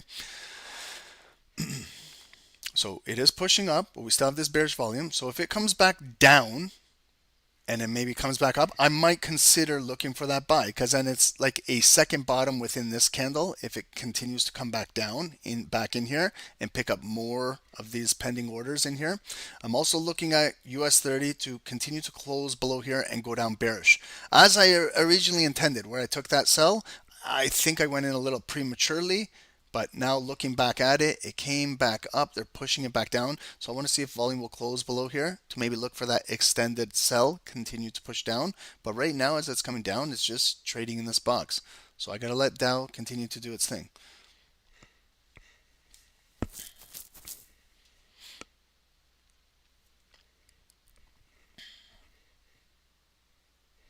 And we got a minute 45. Okay, so you see how we can determine a particular area where we could see a bounce.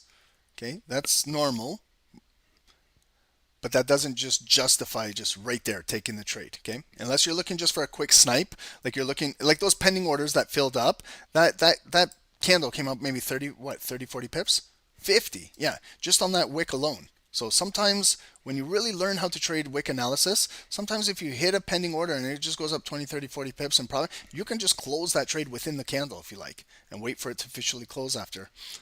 I trade like that too, but you got to have the right mindset to know exactly when you get in that. Then if it goes up 10, 20, 30 pips, your mindset has to be to close that trade.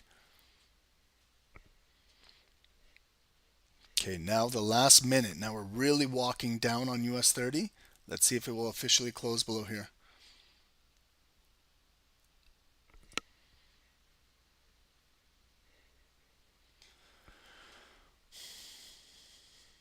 So if it closes kind of below here, again, I'm gonna maybe consider looking for those continuation sells on Dow.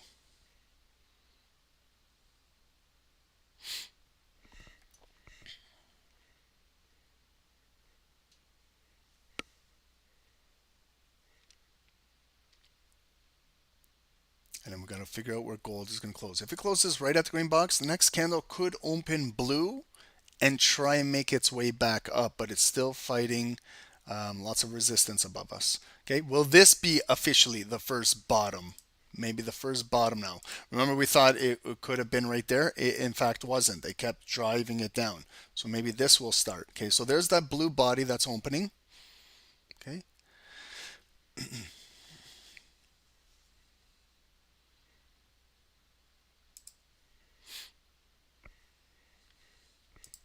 Okay, and we got it didn't. This is what I hate when it closes right by the box. You know, it didn't technically close below it. We got our ignited candle that formed inside the box, so it did push down. It's coming back up. You know, this is like how technical you are. Because some traders consider that to be bearish, and this is where they would flip that green box to red. It's all personal preference too when you do it. I try to officially wait for the body to close below, but in some certain situations, sometimes you're not going to get the luxury of doing that. And this one opened, ignited, and is dropping. So this is an impulse candle, in my opinion, that's breaking. And yes, it could be a free falling candle that just breaks. And but if you haven't made up your mind to trade this, then what I would recommend is you wait for it to close, to officially close. Will it close down here or will it come back up? Like kind of like that mistake I made there. So maybe officially wait for that to close. Gold, I like how it's building. Okay. I like how gold is building, to tell you the truth. Can it justify a buy right now on gold?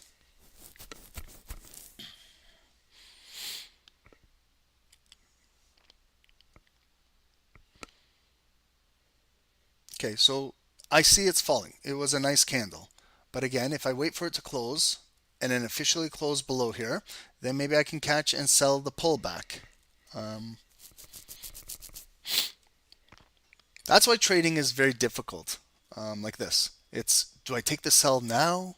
Do I wait for it to close like this one? What do I do? You know, so just make up your mind and stick with it. That's the best thing I can do. Like give advice. If you're gonna decide something, just decide on it and go with it. Okay. If you liked how it was set up and you take that sell, just but make sure you're using the proper risk management. That's all you can do in trading. If you take a trade when it's confirmed or on impulse, just trade with proper risk management. That's it.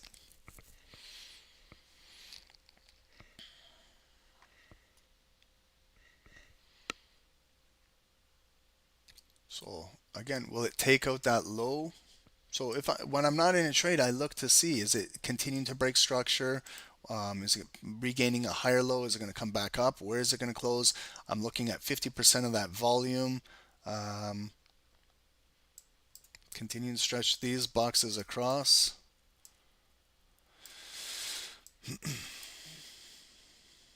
And gold is still building here, coming up to about 50%, but not doing much, just coming up there and then going back down. So gold has a lack of volume right now for buyers. It's just a lack of buyers.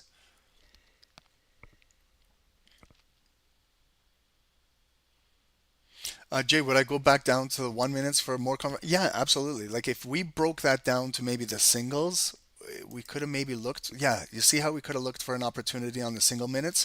10-10, that was the new 5 minute candle. There's the 1 minute. There's the official 1 minute candle that closed below. And then maybe this one that came up and could have maybe sold right there, stop loss above there. And it just like these 2, 3 candles that dropped down on the 1 minutes, that's enough to get out of that trade. Like that candle alone is 30 pips. There's 70, like 75 pips in 2 minutes. That's why I prefer scalping 1 minute candles. You get some clear confirmations, and you can make some good moves like that. Okay. The fives give us more context, but you see how how I broke that candle in the 1 minutes, and we saw where it officially kind of closed and how it moved down. Scotty, have a great weekend and get some rest and speedy recovery, boss. Thanks for joining. I appreciate it, man. Next time we're gonna unmute you, Scotty. Make sure we unmute your mic.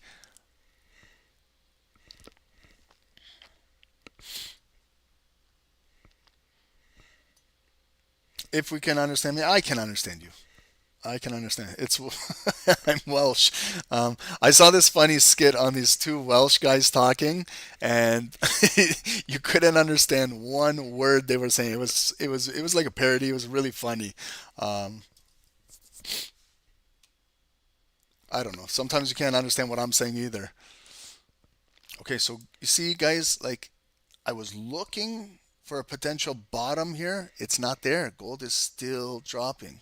Um, And then now that official body closed below, it closed deep down below. Where's 50% of that? It's literally right there. So a pullback would be looking to sell in here or here. I just personally don't like selling the lows. I just don't like it. I've had more success by waiting for the trade to come back up and then sell here or sell back there. Okay. Because sometimes when I sell, like right now, how it's moving down, I get burned because then it just drops a little bit and then it's starting its way back up, and then I get stopped out and then it goes down, just like this trade earlier. I sold that. Maybe it was a little premature. I thought it was enough there at 940. Got the close. I thought Wall Street was going to break down. You see, it just wasn't at that time in sales. It took till 10 a.m. where they came and they grabbed that pending orders. Then 10 a.m. is the official drop. So I was late on this trade. I admit my when I'm wrong. You got to do that as a trader sometimes. You got to admit when you're wrong and learn from it. So my what I'm learning from this is I went in too early at 9:45. Maybe waited till 10 and then look at 10, how it gave the better picture. But we got to continue just waiting. There's going to be another trade. That's what I'm trying to say. Just because you miss one leg of a move doesn't mean that's it. We got to pack it in. No, look at what gold's doing. It's breaking. It's coming back up. This is going to be, again, a bullish move, maybe staying above here. I might then look for that second leg buy. But this candle will determine that. US 30 came all the way down where? To 39,220, that white line that was previous hourly support, and kissed it perfectly and coming back up above it. So this is also I use these lines whether I'm buying or selling and I'm in profit or I'm in drawdown. I utilize these lines like right there. If you were selling those two candles, when it came down there, you should have been doing something. Number one, you should be reducing your risk by bringing your stop loss to break even. What about scaling out down there? Okay, you could have scaled out a little bit. You could have done the 80% take out, keep the rest running. But when it comes to these locations, they're points of interest for a particular reason. The yellow is hourly, or sorry, the white is hourly, yellow is daily, and then the purple is the low of the day down here. So they are important areas of interest. And you can see, like RSI, sometimes it can go deep. It's at 24, 25 right now, and it's still pushing down. But we're getting a good push up. Let's see how they close gold now in the next minute 20. We're still in this green demand zone, believe it or not, on the higher time frame. We're still within that little 5-minute demand block. We got volume above that hourly white line on gold. So it's suggesting we are in a buyer's area with an oversold security on this particular time frame, 5 minutes, but it's still not showing like justifying to take a buy. It's still a bearish hanging man candle. Okay, and then we got 45 seconds to go.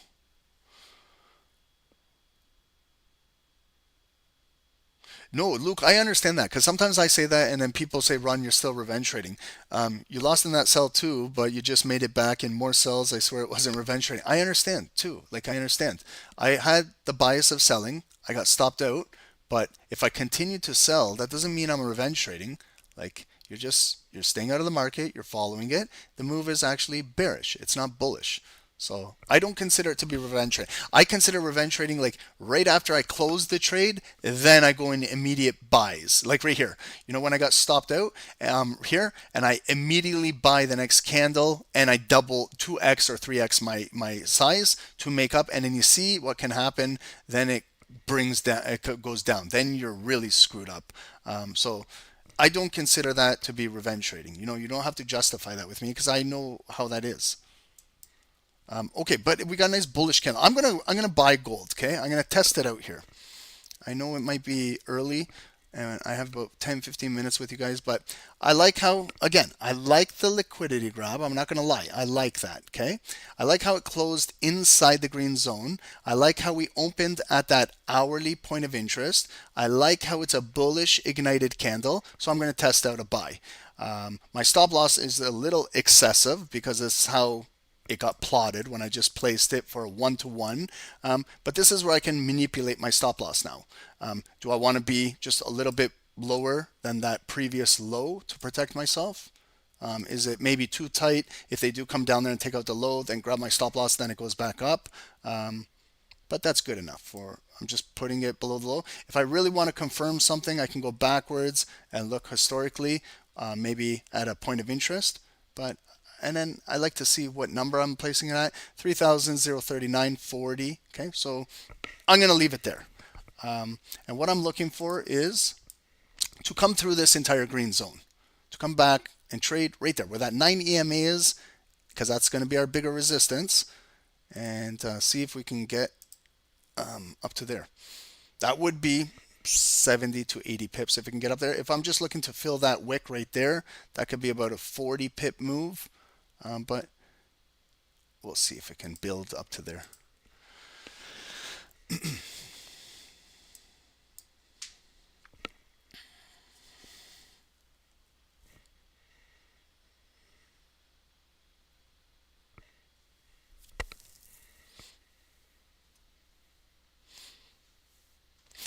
Barney, good question. If gold kept dropping all day, would you leave it alone if you don't want to sell the bottoms? I would leave it alone until maybe it found like a daily point of control, maybe like a bigger level. Like right now, I'm testing here to see if the hourly support will keep up here.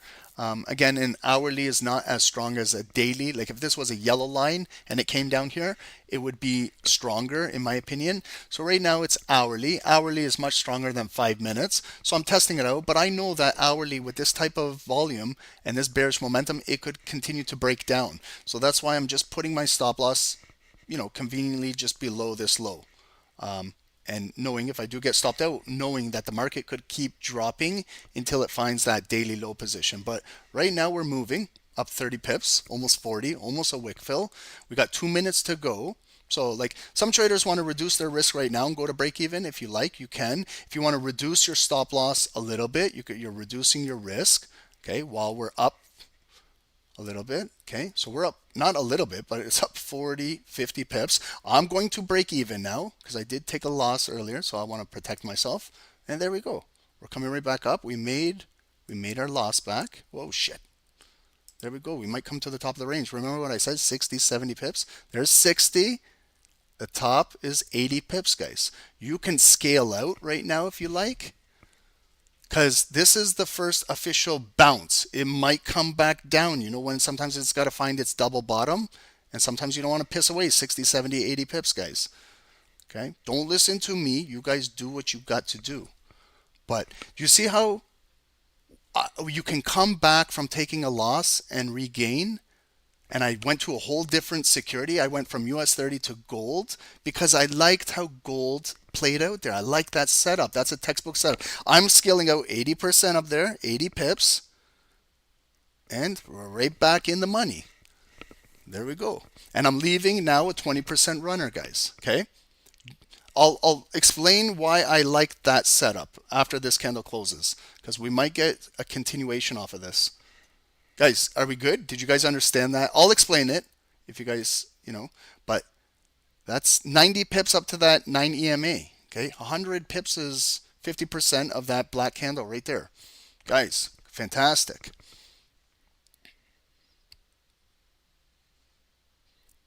Liquidity grabs, clues, guys. These wicks are clues.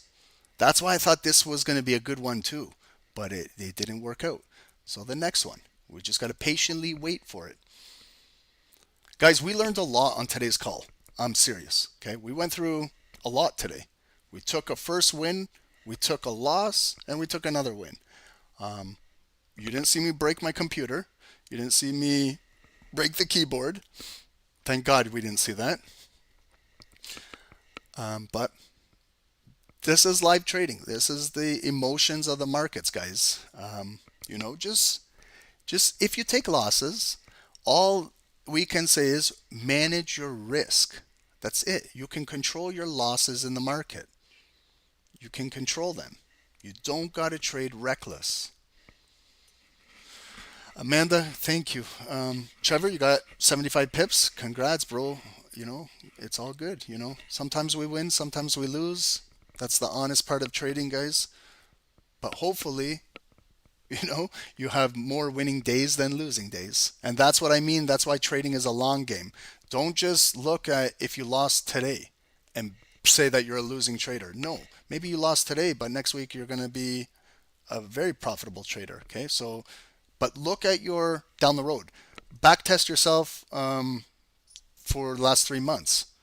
Like right now, you can back test yourself for the entire year since 2025 started. We're almost 3-4 months in.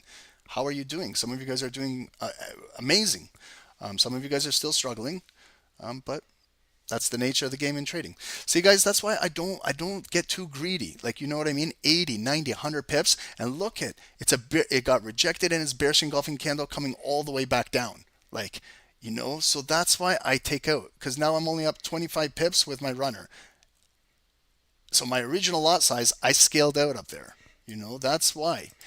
Like, I know that these markets can go up, they can come down. Sometimes if you catch a trend and yes, then it's breaking out, oh man, we're loving it. But you got to understand, it's trading in a zone. It's still very bearish. So that was a beautiful candle, but that was just the one bounce out. That's why I said, guys, like there's one bottom. There's our neckline right there. Now it could possibly come all the way back down for the double touch, the double bottom. Maybe it might create a higher low double bottom. Then your second leg might be the more powerful one. But while that's all developing, don't piss away all of your profit on that nice candle, because you could always go back in if it comes all the way back down, but you secured that money in that bar. If you want to learn 1 minute scalping, you have to learn this principle. You have to, because 1 minute candles are very, very fast. You can go up 10, 20, 30, 50, 80 pips in 1 minute, and if you don't do anything, then the next 1 minute candle is coming all the way right back down. So if you learn how to scalp 1 minute candles, you'll know why I do this on 5 minute candles. It's because I treat them all with the same characteristics. I know what goes up can come down 2 times faster. But when you have a trade still live, just continue to watch what it's doing. It came down. It got a higher low originally. It's coming back up, but it's still got this big bearish body coming down. Okay, guys, so I'm going to stick around for a couple more minutes till we get in 10:30, 90 more seconds. I just want to say before you guys leave, we do have a promotion on Stock Sniper Trading, 50% off on anything, 1 month, 3 month, 1 year. You also will get a 10,000 FXFI prop firm account if you get the 3 month. Use this code if you want to join us. We'd love to have you guys. There's a free Telegram link on YouTube for you guys. Wow, look at this. See what a quarter lot size can do if you hold runners. 3,120 to 3,080, $1,000 runner. Runners can run. You know, when they got nice legs, they can go. But you see what can happen there? You see how now my runner, boom, got triggered. That's it. Break even there. So I'm happy that I scaled out there. Those are those woulda, shoulda, coulda moments. You know, just play. Why did I take it there? Because I was looking. I said, if you rewind the video, I said I want to fill this entire green box and come right up to here, the top of the green box, and that's where that kind of 9 EMA was. I measured it. It was 75, 80, 90, and then topped out at 90 pips up there. When you get that, get in and out of the markets, guys. Not that difficult, because look at what they can do. They're coming all the way back down now for that double bottom, or it's just going to continue selling down. US 30 is continuing bearish, guys. If it closes below this hourly position, it might continue bearish to come back down, test down in here, and we're not too far off the low of the day. So if you're going to continue trading, just be careful. Powell speaks at 11:25 in about 1 more hour, less than an hour. That could cause some volatility. Just be careful. And Friday afternoons in the markets are just, they're normal trading Friday afternoons. Just be careful. I had an amazing week with you guys. Stay tuned for our scheduling next week. I'm going to be doing post-New York sessions. Maybe we'll add a few Tokyo sessions from 7 to 8:30. Maybe we'll do 2 sessions next week. We'll do New York and Tokyo, and Dave will also be doing some New Yorks. Hopefully Borix can get in there and do a couple New Yorks with us. And have a safe, have a happy weekend, everybody. Today was a volatile session. I hope we learned a lot, and today through the wins, the losses, and we learned. Amanda, what about London sessions? Maybe. I'm not a fan of getting up at 2 a.m. Eastern. I go to bed late. I go to bed like at midnight. So it's hard. But if there's volume, no, Amanda, if there's volume and it's moving and you guys see something, you guys tell me, Ron, let's do some London sessions. Because sometimes when I do London, it's very, very choppy.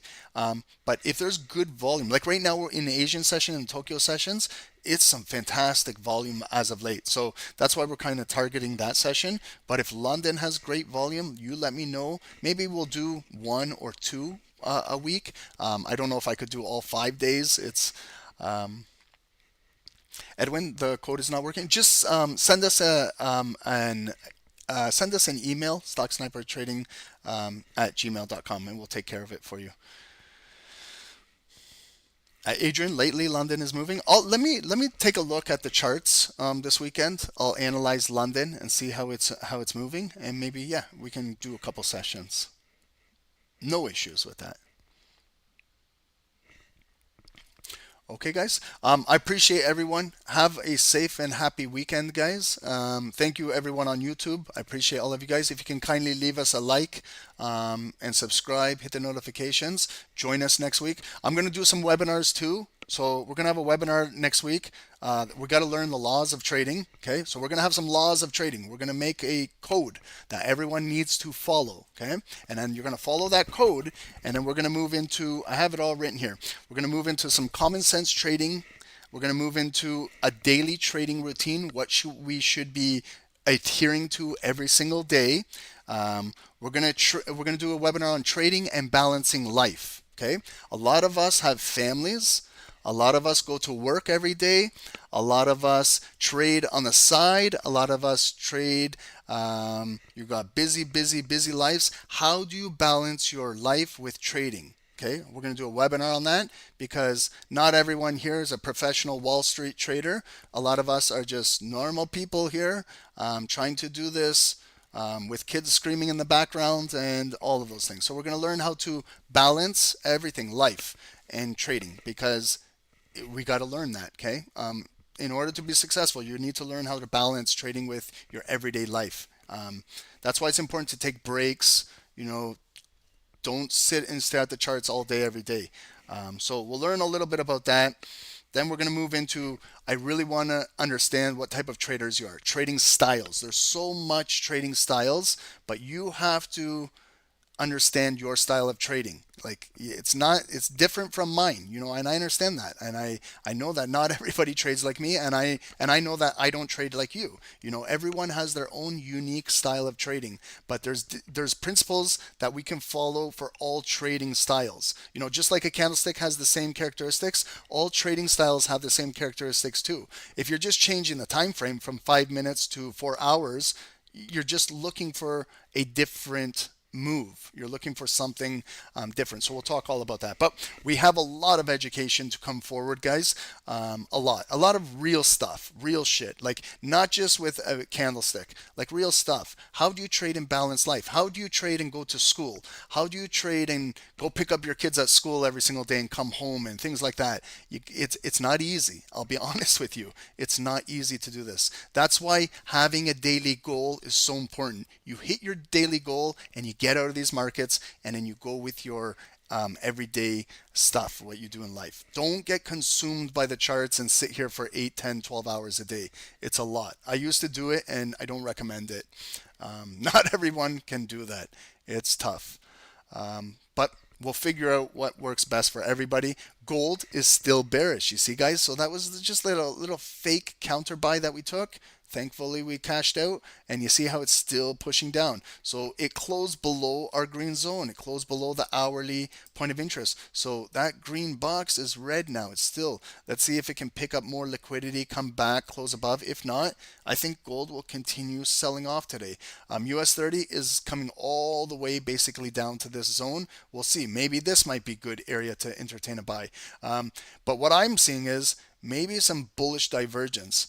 This first drop, you see how deep it was in the red? The strength is slowly picking up, but it looks like a hidden divergence. Maybe if it can come into the green box here, then that could be where we could see a rebound on Dow. Like, if it comes in here, maybe look for a push back up, but not just like a push back up to here. Just a push back up to test the white resistance right there. If it continues to drop, we got to unfortunately make this red, and then we see how we react at the daily low. Will it make a higher low and come back up? Will it take out the liquidity down there and then come back up and do something like that? Or is it just going to be a continuation and it's going to be a bearish Friday, guys? And don't fight the trend. If the trend is bearish, there could be a lot of selling going into the weekend. With Trump's tariffs and uncertainty over the weekend, there could be a lot of positions that are going short or taking out profit for the week, and the market could continue to be bearish. Both gold and US 30, NASDAQ, S&P. Keep an eye on the US dollar right now. It's at 102.60. It's trading at that resistance, and we'll see maybe if the US dollar is strong going into the weekend, we might see the markets cool off a little more. Okay, and then we'll pick up next week. we'll come in, we'll look at next week's news, we'll look at next week's earnings. There was nothing for earnings this week. We'll see next week if there's some more big names in the earnings books, and we go from there, guys. Have a great weekend. If you're going to continue trading, please trade safe, proper risk management. God bless you guys, and thanks for joining me this week. We'll see you guys next week. Have a great weekend. Enjoy the NCAA Final Four if you guys are watching. And in the playoff hunt, guys, Montreal Canadiens beat Boston last night. We're creeping up on that last playoff spot. I want to see Montreal upset Toronto first round. That would be fantastic. So right there, you know when we were just talking about sometimes it comes in a green box, you got a pending order, and you're right into profit. There's like what it can look like. And you're up before you know it 40, 50, 60 pips. You just by identifying, see there, we didn't do magic, just right there. That's where there was the bodies of volume. You stretched it into the future. That's how it came right naturally into that box, and it's spiking out of there.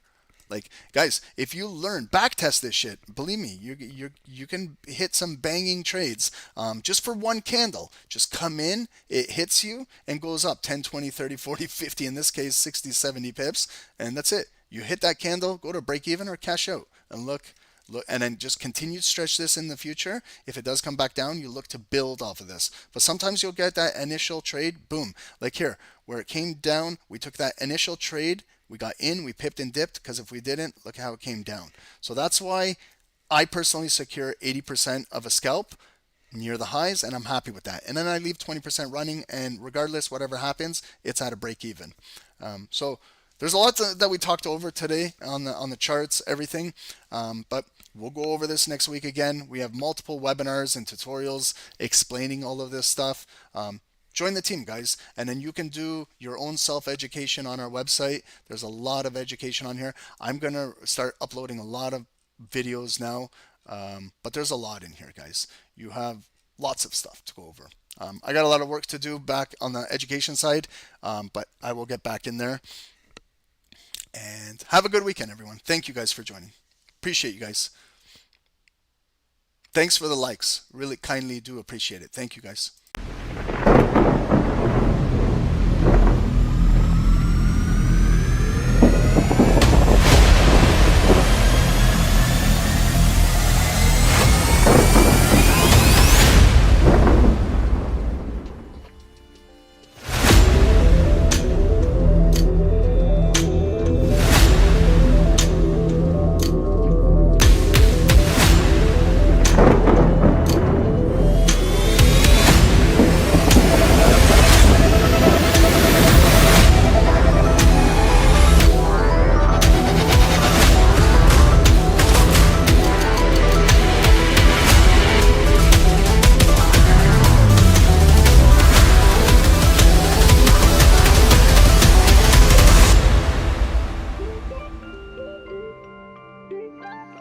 Hey guys, good morning. Welcome to the live session of Stocks Never Trading.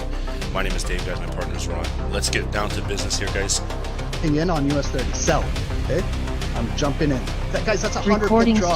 stopped. Yes, we caught it. Hey, guys, 200 pips, please secure.